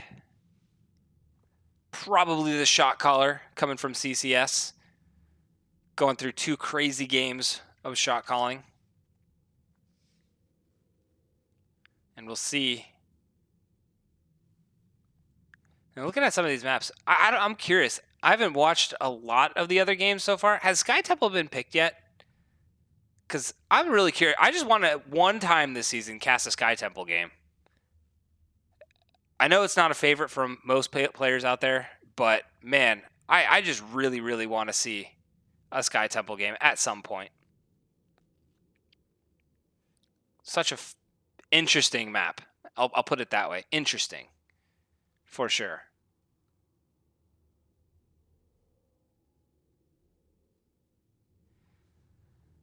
But looking at some of these things in the chat, Negoy coming in. I can see these two teams meeting in Div West Championship. Oh, 100%. These two teams have such a history. I think 3 or 4 seasons of playing each other. It's definitely going to always be a nail biter between these two teams. Looking real good. Some great Saints just straight up won a few of those fights. 100%. 100%. The Sanctifications were coming in strong. I have no regrets for those points. I got faith in my boys.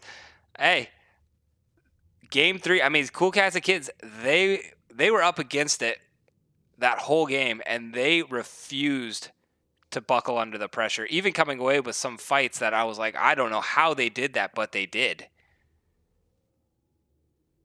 So, yeah, I mean, CCK looked very good in game 1. Still looked good in game 2. Just the amount of pressure that was against them was really tough. We'll see if they can pull it out here in game number 3. Still waiting on some of our players here.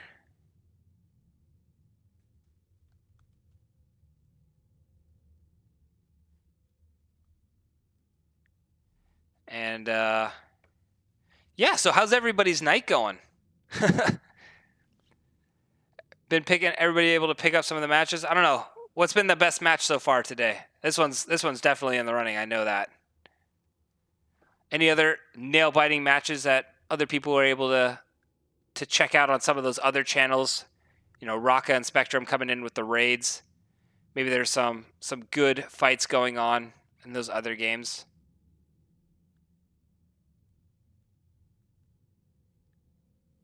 Looks like we're getting the readies now coming in from CCS. And the countdown is here. And the game has begun. Game 3. Starting off Season 1 with a bang, going all the way. We'll see how CCS can adapt.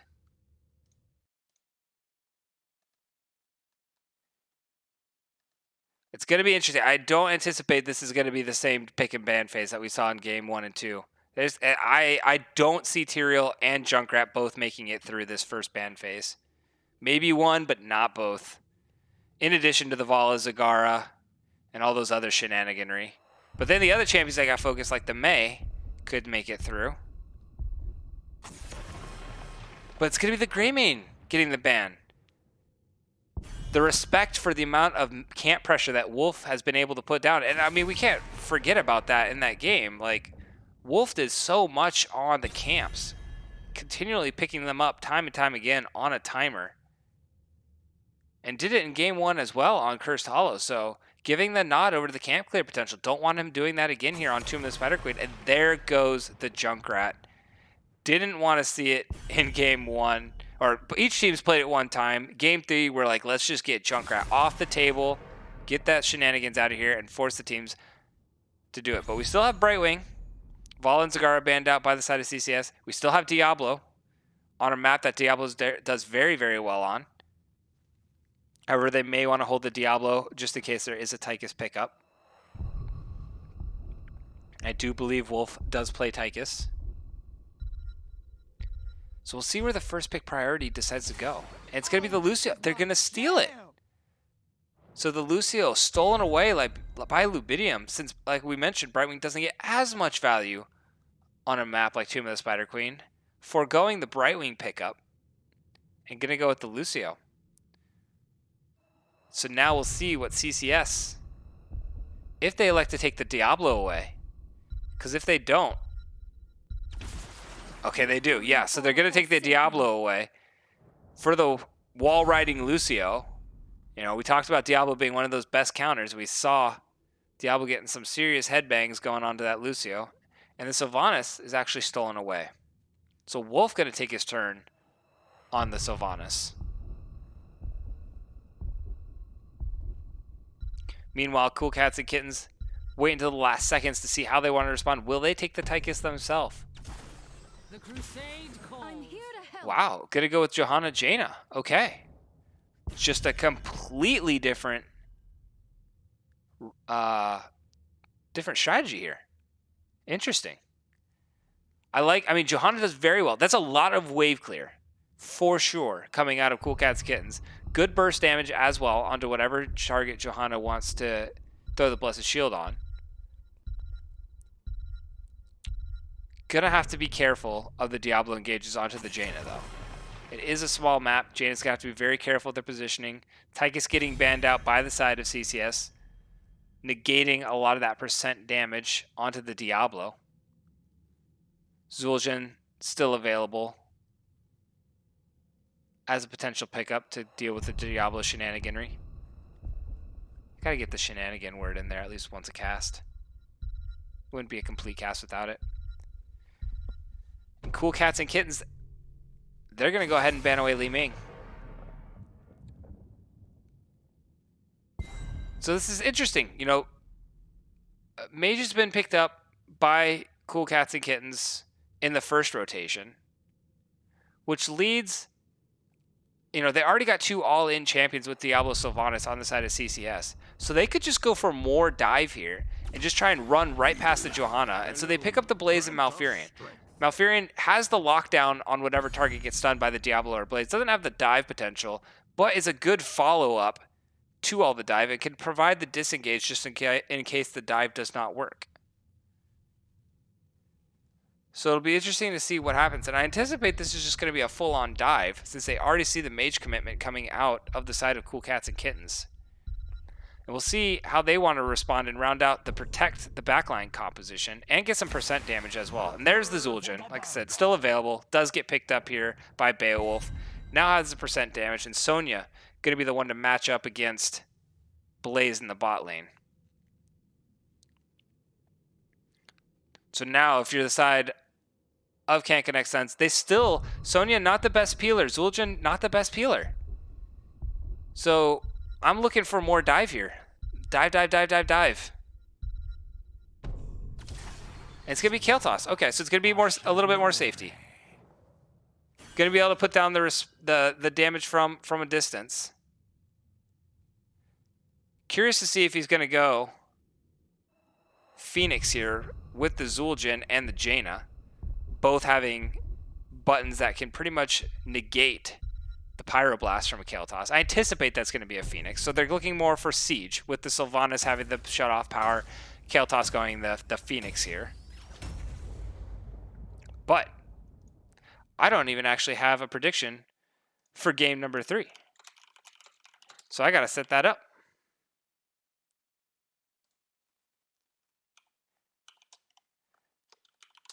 So I'll give you all 2 minutes. Get your last prediction in here. Who's going to win game number 3 and send us to a 2-1 match victory and a good start to their season 1 NGS, or season 12 NGS week 1 victory, and a great start for their team. Let's get these two teams introduced.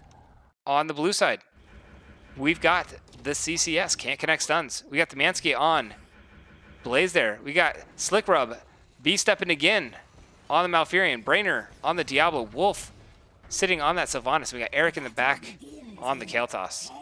Meanwhile, on the red side, we've got the cool cats and kittens. We got Lubidium on that Lucio. We got Beowulf on the Zul'jin. Crazy for Haruno on the Sonya. Pushover on the Jaina. And Horvath on that Johanna. And getting in to the mid lane here. Stacking quest on the Kael'thas. Stacking quest on the Johanna. Johanna wanting to get herself a little more sustainability. Gonna have a pretty easy time picking up the globes, but Jaina not gonna go for the globes quest, doesn't want the extra % damage, instead gonna go for the increased chill duration. Recognizes the engage potential coming out of the side of CCS and wants to make sure that they stay very, very slow. And some pretty good damage coming in so far on the side of CCS, or CCK, excuse me.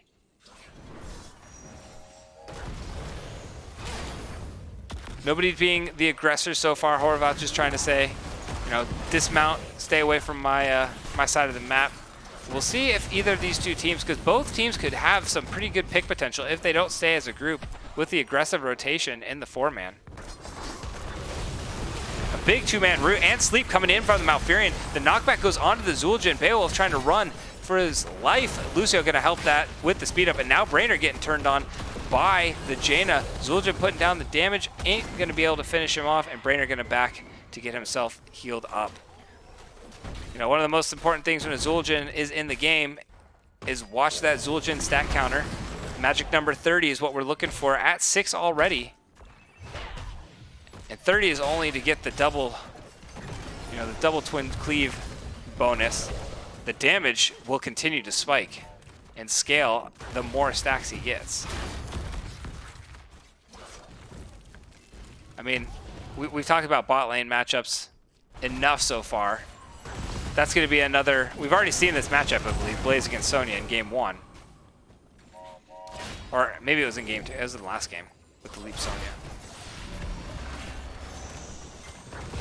But Beowulf sitting fairly low. That's kind of where Zul'jin likes to be in the comfort zone. Wants to be a little bit higher or just stay away from walls because doesn't want to get the engaged by Diablo. Can lose a majority of his life if he gets too close to the walls there. But each team just electing to get their camp clears. But here we go again. CCS doing a great job picking up their camp. Doing, you know, camp pressure is winning, is the story of this series so far, in addition to the Junkrat. Eric actually getting caught out here will fall. Good rotation in by the Johanna. Able to secure the first blood for the side of CCK. While Wolf and Slickrub were finishing off their camp. Jaina goes over, starts her own camp. Sitting fairly low. Lubidium's there to give a little bit of a healing song, heal everybody back up. Meanwhile, just a stalemate going on in the bot lane. I'm watching these health bars and neither person in the bot lane has gone below 3/4 health. They're just able to sustain themselves and clear out all of that pressure. But now CCK clear out the entire minion wave and have their own minion wave pushing in the mid lane. And turn-in pressure is there for CCK. CCS actually unloading all of their gems. 44 turned in so far. Maybe anticipating that CCK were going to get the turn-in and didn't want to potentially die and lose these gems, rather get the safe turn-in. But CCK do have the potential to get the turn-in. Johanna actually rotating down to secure this camp in the bot lane for the Sonya. That does mean with that rotation, the call out can be made. CCS can look to engage up in this top lane in a 4v3. Brainer's looking for some sort of pick, isn't able to find it. Everybody just backing off on the side of CCK. Zul'jin is there. The engage could be done. Malfurion is there for the root, but oh, Diablo. Oh, he did get him when he was rooted. It was super close, but Beowulf looks like he may end up falling. Kael'thas gets the Q to finish it off.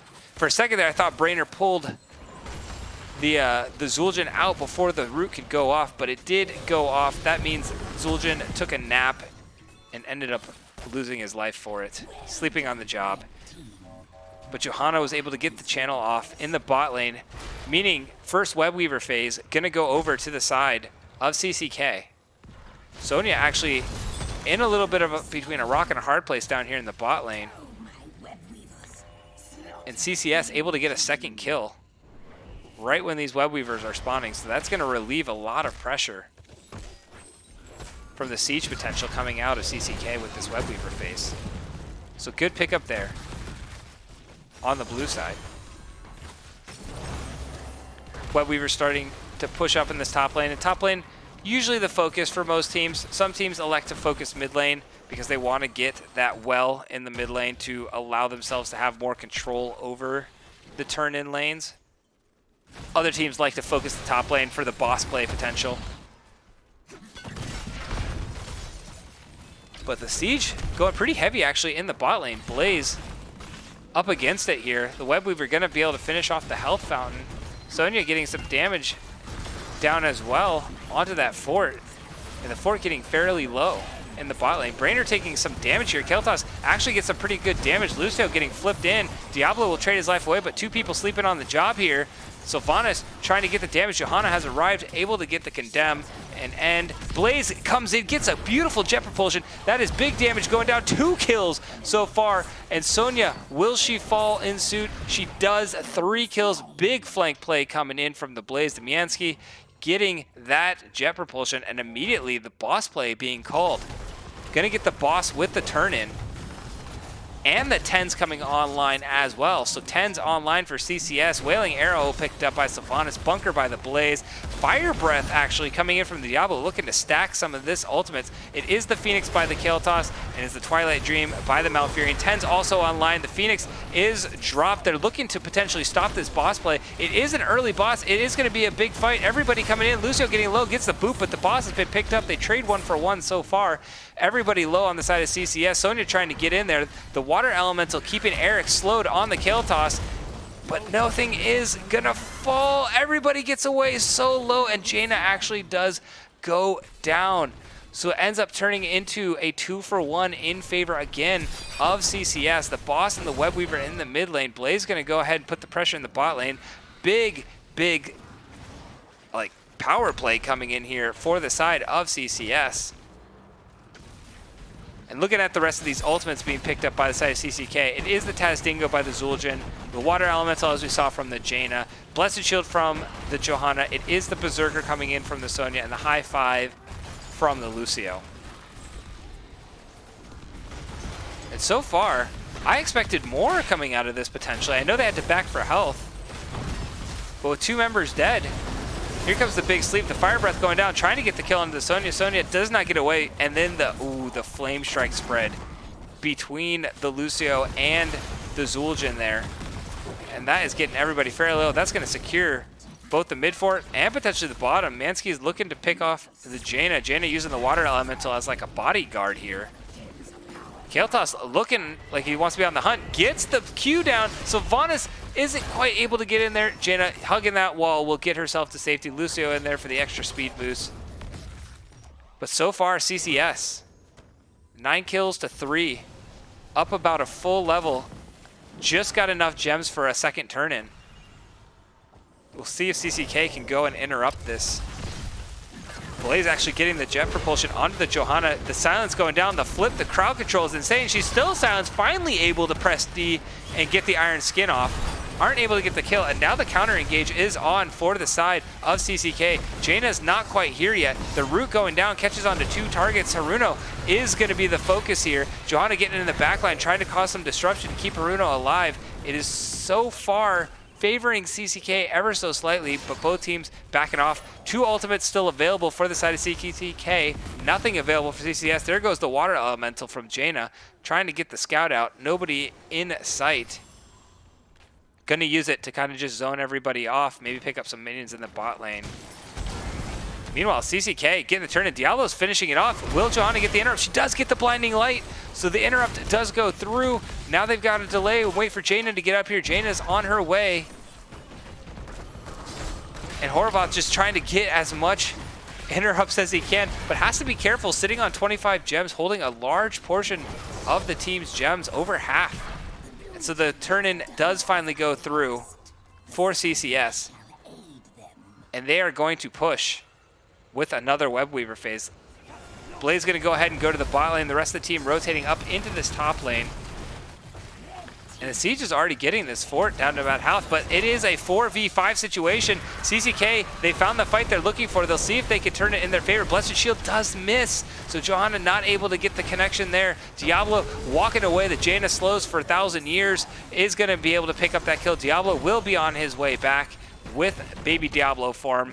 Blaze is just continuing to push out that bot lane, and everybody on CCK backs up to clear these Web Weavers out. The Siege is on. Everybody on CCS is like, hey, stay paying attention to us. Ignore that guy in the bot lane. He's just, you know, a big fire bat. No need to worry about him. He may have a big pet spider with them, but, you know, whatever. They're trying to get the Siege now, keep the pressure in the top lane. This top lane, bot lane split is allowing a lot of this pressure to collapse upon Diablo, actually committing the fire breath to sieging down a lot of these structures here and wanting to break down the walls and make these keeps available for a potential win condition. Raka coming in with a party of 20.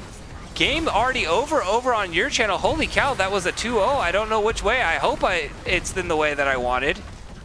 I'll have to go and watch that replay. But welcome everybody coming in. The party of 20. Glad you could make it. We are in game number 3 here.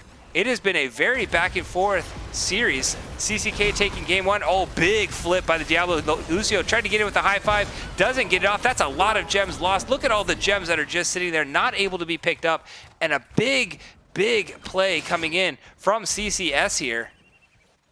Getting a lot of damage thrown down. That is absolutely critical for CCS fans out there. Gonna get another big power play. 16's advantage. Don't have the gems returning, but have the boss and gonna be able to stage to the top lane. Tiger, thank you so much for the 333 bits. Appreciate it. Thanks for the support. I'm guessing with the bits that we got a lot to celebrate here in a few minutes. But this boss is picked up by CCS here in the top lane. And they are gonna be putting on a lot of pressure. 16's nowhere near for the side of CCK. They're gonna have to commit to a give up of this keep and try and just poke down the boss as much as they can. The last thing they want to do is stagger here and give up a kill. Diablo gets the flip. Johanna pops the iron skin. The root does go down, and now they can poke a little bit safer from range. Diablo does have a little bit less of a scary engage potential, having the fire breath instead of the APOC. Zul'jin does have the Tazdingo alive, only at 19 stacks currently, so not able to shred through this boss as fast as they want. Johanna getting a nice Katem both onto the Sylvanas and the Kael'thas. The Blake's bunker does go out. Sylvanas sitting at Sonya, excuse me, sitting at like 400 health. Nobody has fallen yet. The Tazdingo is available. Diablo goes in. Nice high five anticipation coming in from Lucio. Tazdingo pop. Damage going down onto Brainer. Blaze comes in, gets a 2-man stun with that jet propulsion. And now the turn is on. The hunt is here. Lucio trying to speed everybody up. Gets the boop onto the Diablo. Lucio is trying to set up the play, gets the high five onto the Johanna. The chase is still committed here. Diablo the first to fall. Jaina trying to follow up, get some more slows for the team. Gets a 3-man blizzard with that increased range coming in huge with that talent pickup there. Pops the ice wall in the back, maybe anticipating the gravity lapse. It ended up coming a second later. But big turnaround. They lost the keep, but they got a fort in the middle and they got the kill onto Diablo. Now going to unload all of their gems. Unfortunately, they did lose that big stack when Johanna died a little bit earlier. Ooh, look at this. Setting up the camp invade. Johanna is here. They sniff it out. Kael'thas gets the scout, has the flame strike going. Johanna trying to get in there. Gets the blaze picked off. The sleep goes down onto the Jaina, but this camp will be flipped. And CCK showing signs of life here in this mid to late game transition. The pre-20 era has arrived. Bottom fort is falling, and structure is starting to slowly be picked up by CCK. Down in kills, down in levels. But as we saw in the Alterac pass game, never out of the fight, never gonna give up. Gonna continue to try and create this pressure. The turn-ins are coming in for the side of CCS. CCK do have their turn-ins alive. And starting to get this channel. Everybody on CCS backing off. They're comfortable giving this up. They don't mind playing defense. They have the level lead, want to elect for a level 20. So if you're CCK fans, this is the one that you want. You want to see the fight here. You want to see the game end at this point. Brainerd gets caught out, but they get the knockback onto the Tazdingo Zul'jin. Zul'jin trying to get himself away. Jaina is actually picking a fight with Blaze off on the side of the screen. Lucio going to try and heal everybody back up. Everybody very healthy on the side of CCS. Health bars very low. At least 2 members on the side of CCK. Lucio going to heal everybody back up. And we'll see where they decide to siege out. If it's going to be in this bot lane.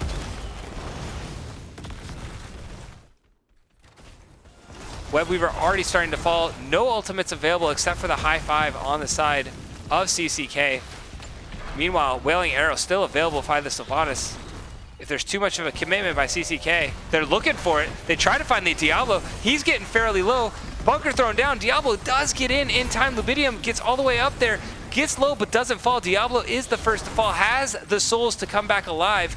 Blaze looking for the re-engage. They're calling for the engage. He has the oil to get the slowdown, and the hunt could be on with Diablo running all the way back here. Jaina not done. Blaze does fall, but Diablo is back. 1-for-1 trade so far. Johanna gets flipped. The Fire Breath goes down. That is going to be a dead Johanna, and everybody going to escape with the Lucio. The Webweaver dies to the Siege Minions in the top lane. Gets some pretty good siege value in the mid lane, but that is all she's going to write.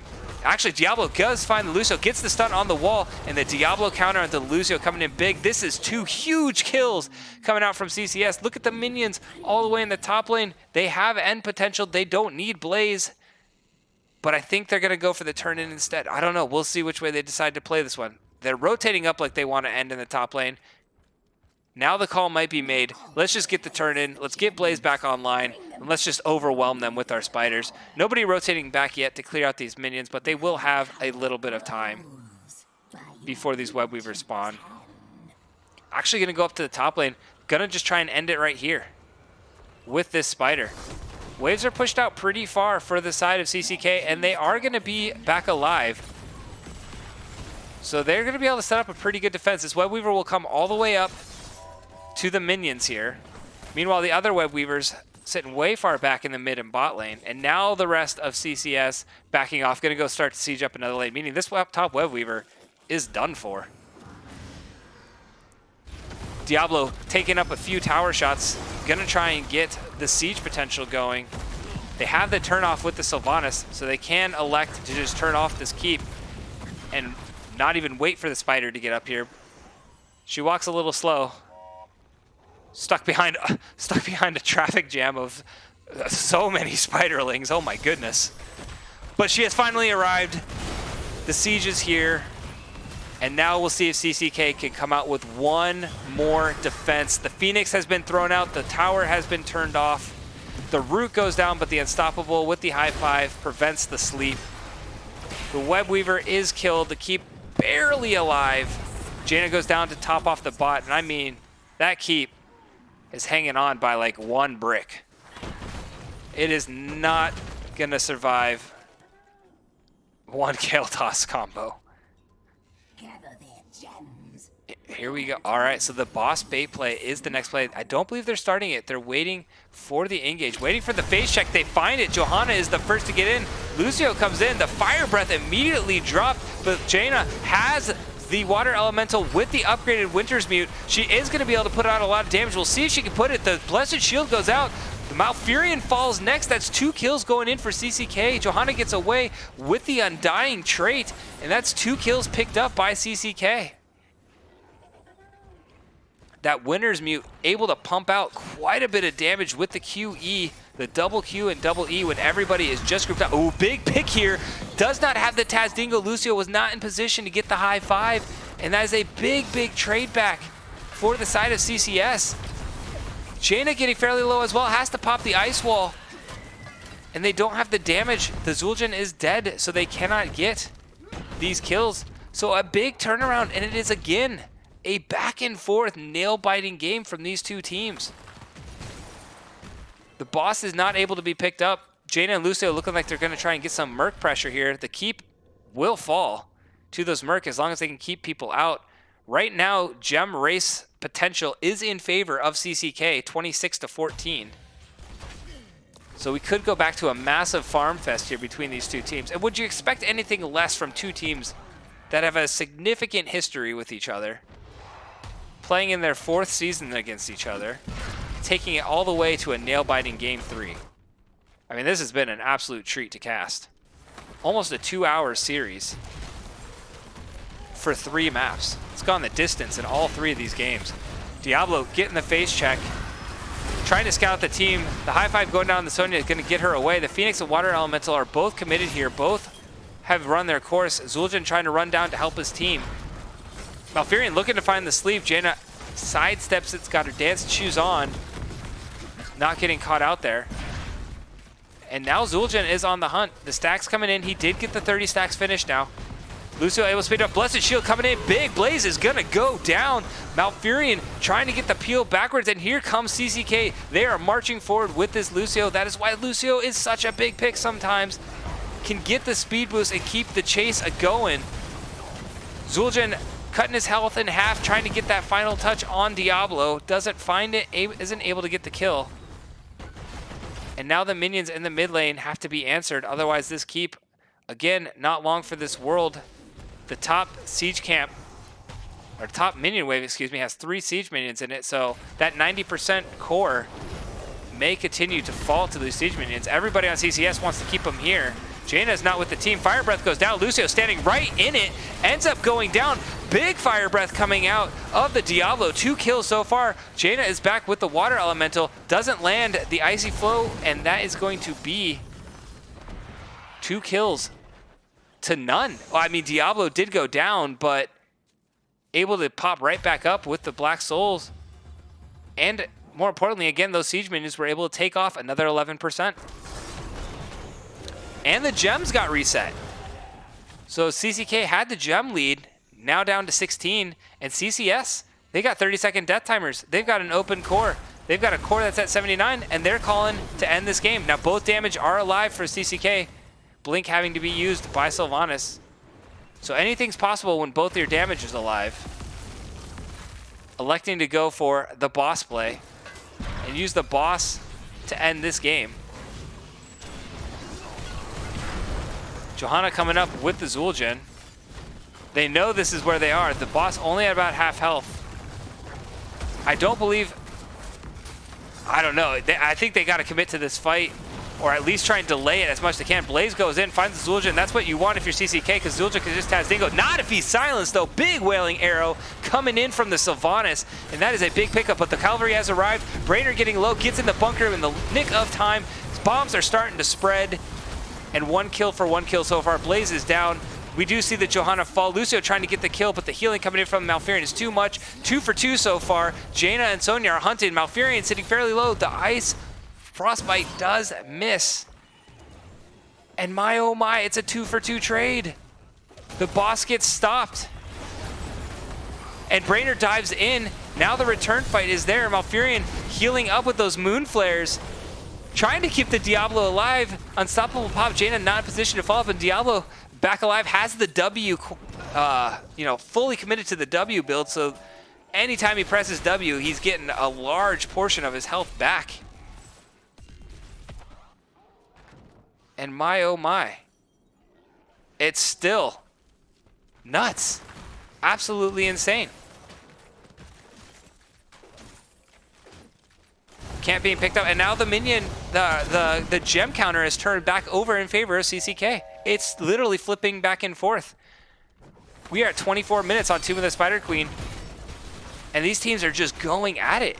It's not like they're not fighting and they're just playing chicken. They're constantly fighting. It's just so close. Like one missed skill shot on either side could be the difference. Boss is being started up again by the side of CCS. Johanna, excuse me, scouting it out, pops the Iron Skin to get herself to safety. Has to be careful. Zul'jin, big two-man stun coming in with the Blessed Shield. And Zul'jin getting quite a bit of damage. Continuing to try to get stacked at 38 stacks so far. Jaina having to commit to making sure this last keep stays alive in the bot lane. I mean, win conditions are set up for both teams right now. Mid lane, if you're CCK, top or mid lane, take your pick if you're CCS. So either team loses one of these big fights, and it could be curtain call. If you're CCK, you're wanting to wait for this Blessed Shield to come back online, if you can. Brainer getting a little bit low there. We'll just go get topped off by the Malfurion. Camp's going to get picked up here by CCS.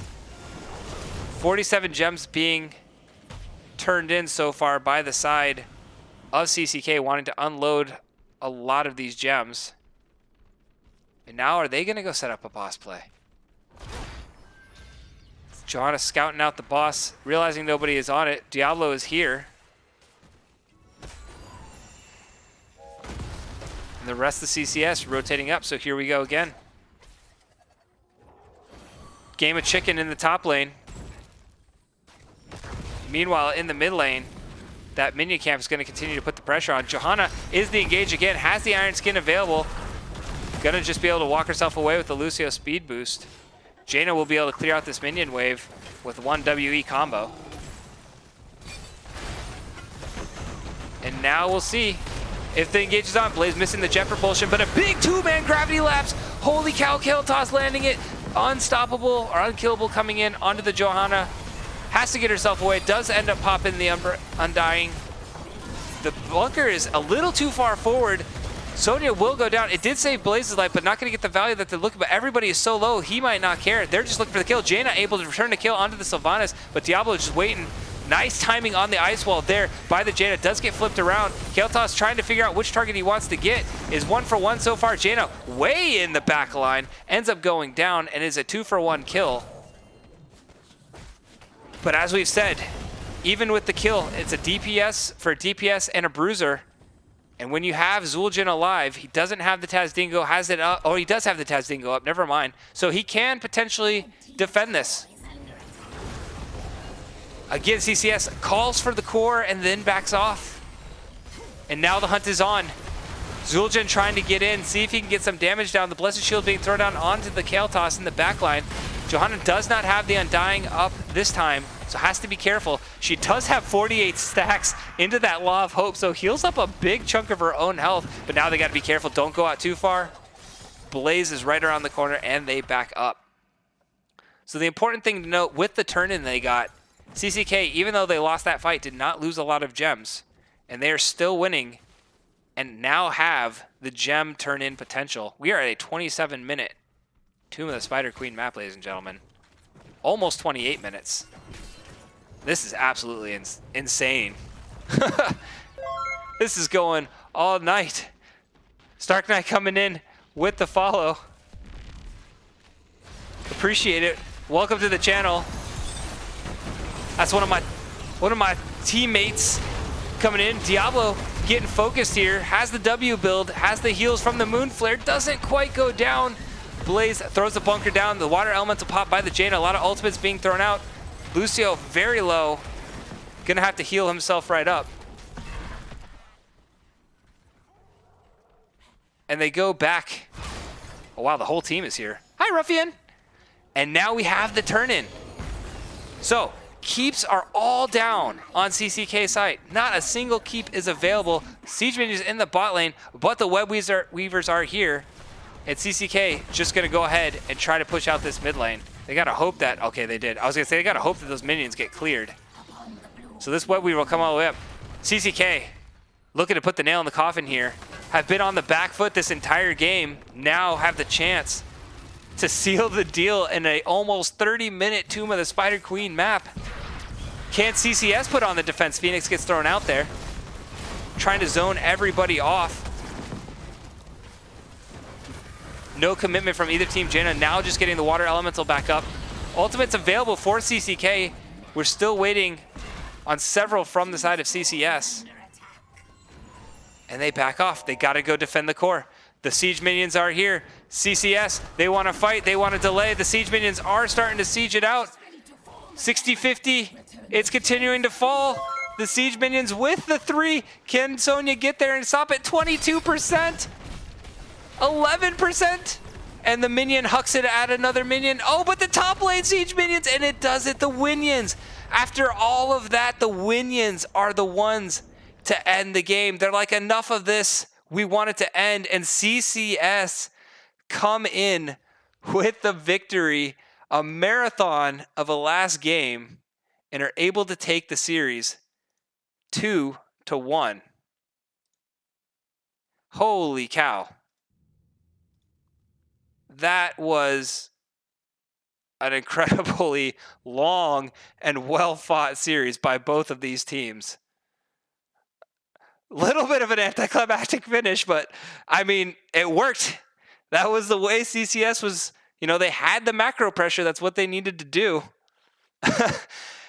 And oh my, that was crazy. Well done. I got to get an interview with CCS after that marathon of a series. Let me message Wolf over here and see if I can get him to come in.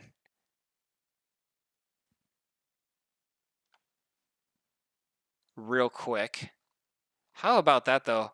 I'll take this minute to thank my whole team for coming in here and dropping follows on the stream. Thanks so much, guys.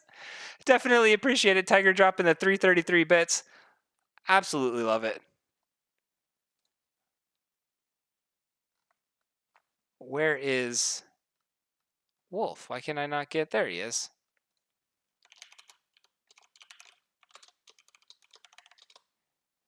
See if I can get this interview. I'm just going to jump into a channel. Hopefully he knows to come and join me. He's done this long enough.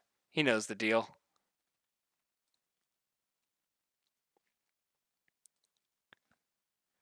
But holy cow.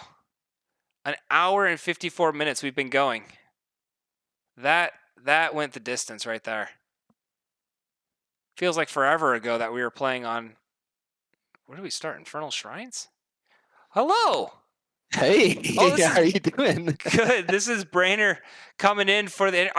How are you doing? How's the team doing? Holy cow. That was probably the most stressful game 3 I think we've ever had.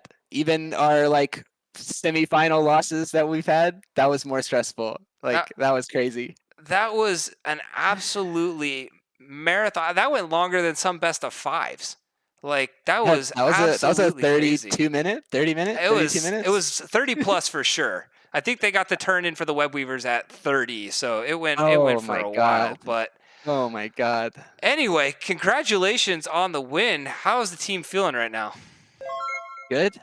We went into that with a plan. We felt really confident going in. Game 1 kind of shook us because we felt really confident with that comp game 1. So losing that didn't really stick. I'm glad losing that didn't really stick with us too much. And game 2 and 3 were good, man. Good, yeah. Really good. I mean, looking at it, I like the confidence. We'll get into it in game 2. So talk a little bit. Game 1, you get in there, you end up giving the Vala up. Was that you had a strategy? You're like, yeah, we're comfortable giving the Vala up, or you're just like, no, we're not that threatened by Vala anymore. Yeah, I was comfortable giving the Vala up. I kind of shot called that team comp and that draft. I was confident giving the Vala up. I was confident giving the Mei up. I like our comp. I think we've had a little bit of practice with that comp, and we felt really good about it. So, like I said, losing that one kind of stung. I'm glad we didn't carry that into game 2. Yeah, absolutely. So, what do you think went wrong in that game 1? Because it looked like, as far as the early game went, up to the 10s, the camp, you guys had the camp pressure. Wolf was doing so much work on that gray main, making sure that the pressure is up. I believe you guys even got the first curse. They CCK got somehow. The second one. Yeah, somehow right? We got. I was confused with that one a little bit as well, but got the first curse, and it seemed to be going well. And then all of a sudden, it's like this wall got hit, and CCK kind of turned it on. So take us through what you think kind of fuddled up there in game 1. Sure. Yeah. We had a miscommunication. I was surprised because at the end of the game when we were kind of debriefing game one, we said we were kind of down on ourselves and we said we played it really sloppily. I don't think we did. I mean, I think beating a Vikings comp to level 10 is a feat in and of itself, right? Sure. So I thought we played it really well. We had a miscommunication mid game where we wanted to go to boss. Half of us went to boss, half of us went mid to try to poke the fort, and we lost Blaze. Hmm. So we just lost boss altogether, and that just threw us.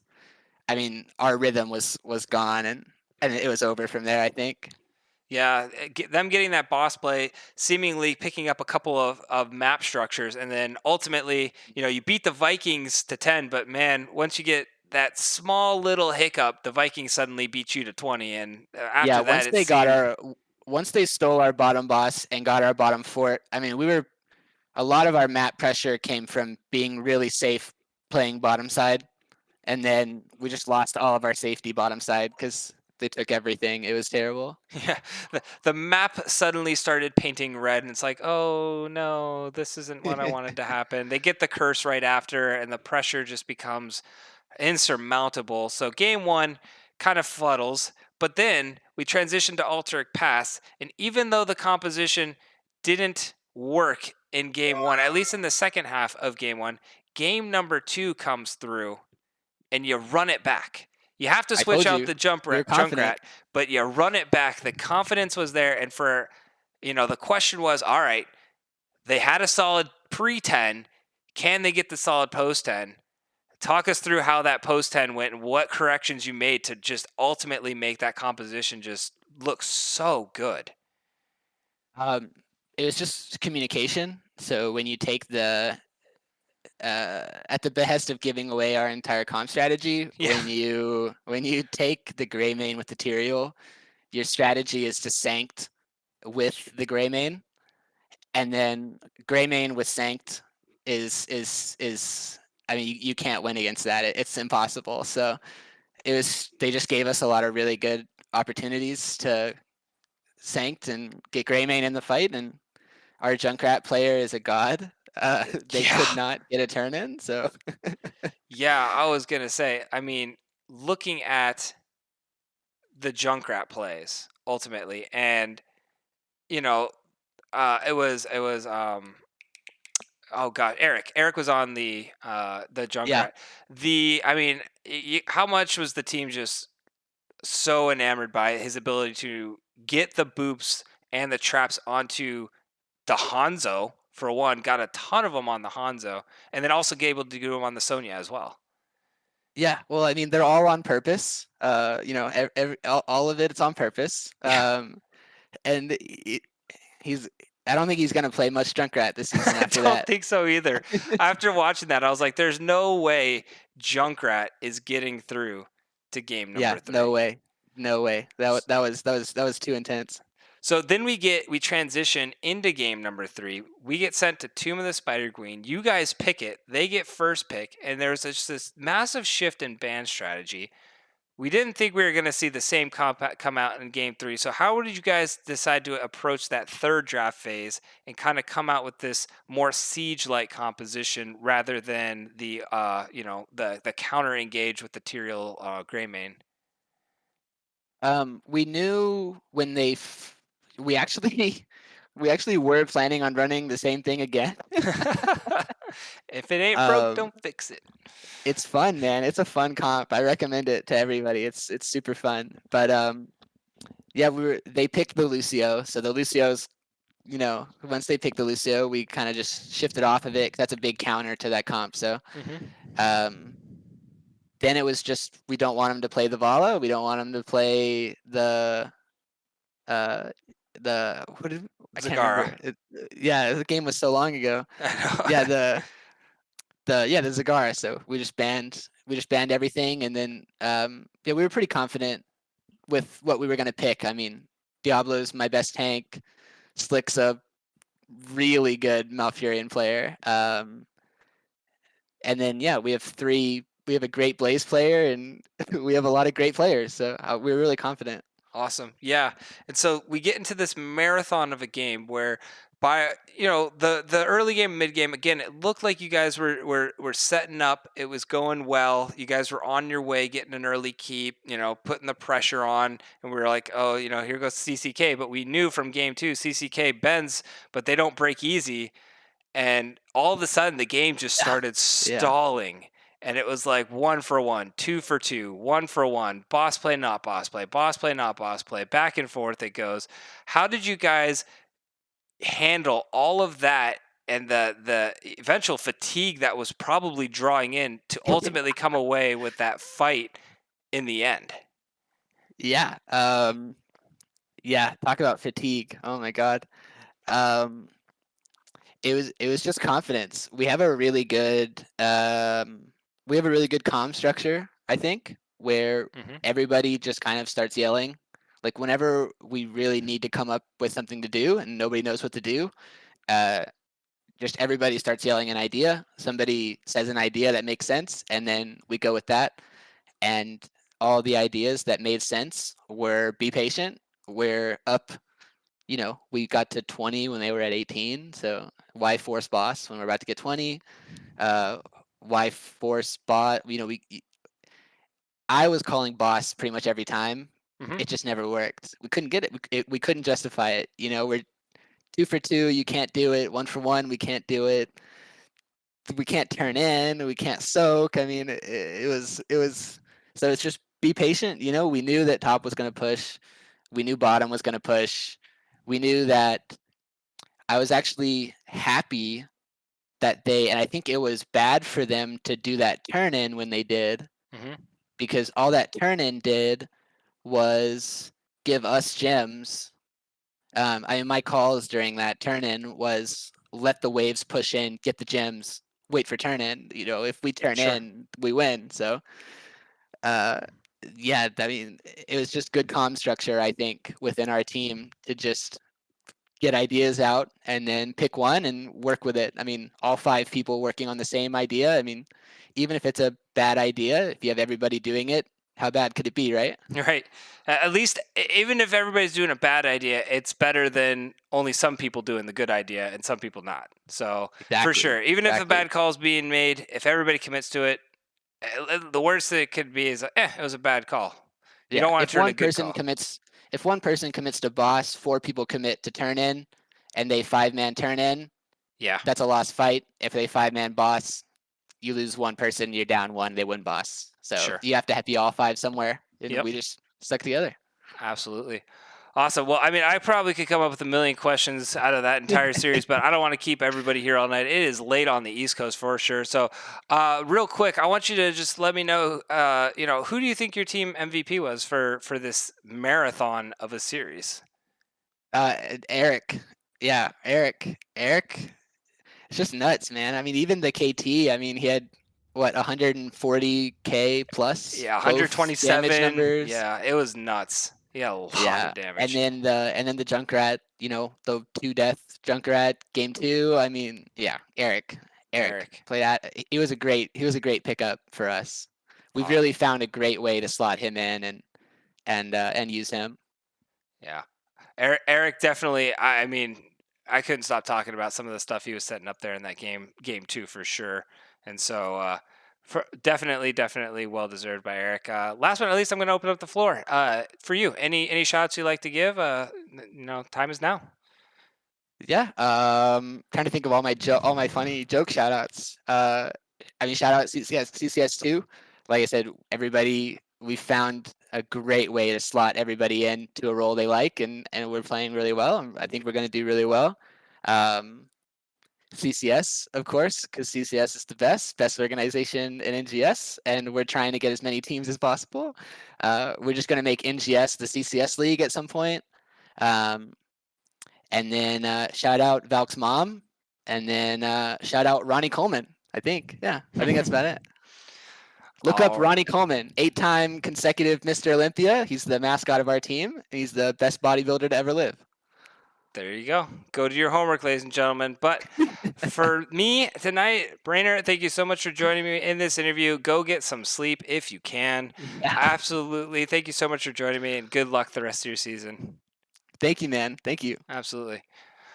Alrighty, ladies and gentlemen, that is it for me tonight. Thank you all so much for sticking this one out. That was an absolutely insane series. Thank you all so much for all the follows, all the raids. 3 raids coming in. Raka actually raiding twice in this series. That's how nuts, how long this series went. Spectrum coming in. Thanks to my team. Cloud Mines, who, I have the biased opinions. I'm like, no, Cloud Mines is the best team. CCS can be second best team, in the league. But all friendly banter aside, thanks for all coming out, everybody. Definitely appreciate it, Tiger. Thank you again for the 333 bits. Always love to see support coming out on this channel. My child definitely appreciates all the money going towards this college fund. But for me tonight, that is it. I am done casting. That was 2 casts tonight. It was a lot of fun. Went forever. Coming up next on the stream, don't have anything slotted for tomorrow. I don't really cast on Wednesdays. Might do a replay cast on Thursday. But don't have anything slotted up there. All the matches I wanted to get late at night have been picked up, so there's a lot of good casting coming your way Thursday. But I believe Friday is the next one I have picked up, and so I'll be casting here on Friday night. Let me double check to see that I'm not lying to you all real quick. Real fast on Friday. I wish I just had my calendar pulled up right away, be prepared instead of not. But yeah. Oh yeah. So Friday night, I've got a good match coming at 7 o'clock Pacific, 10 o'clock Eastern time. It's a heroic division match. So we're going all the way to the cream de la crop of the NGS. We got the Church of Orphea kicking it off against Archon in our heroic division matchup. That's going to be a really, really good series. Archon, a lot of fun to watch. Church of Orphea, I think that's a new team or either just a renamed team going in with that, but I just love the name, the Church of Orphea. So, yeah. As for me, that is it. Thank you all so much. Hope you enjoyed yourself. Congratulations again to CCS on their win. I fully expect Cool Cats and Kittens to be going up against them here in the playoffs. Like always, these two teams always have that history, and it will be fun to watch them again. But for tonight, this has been IceX. Have a fantastic night, everybody, and I will see you here next time. Take care, all.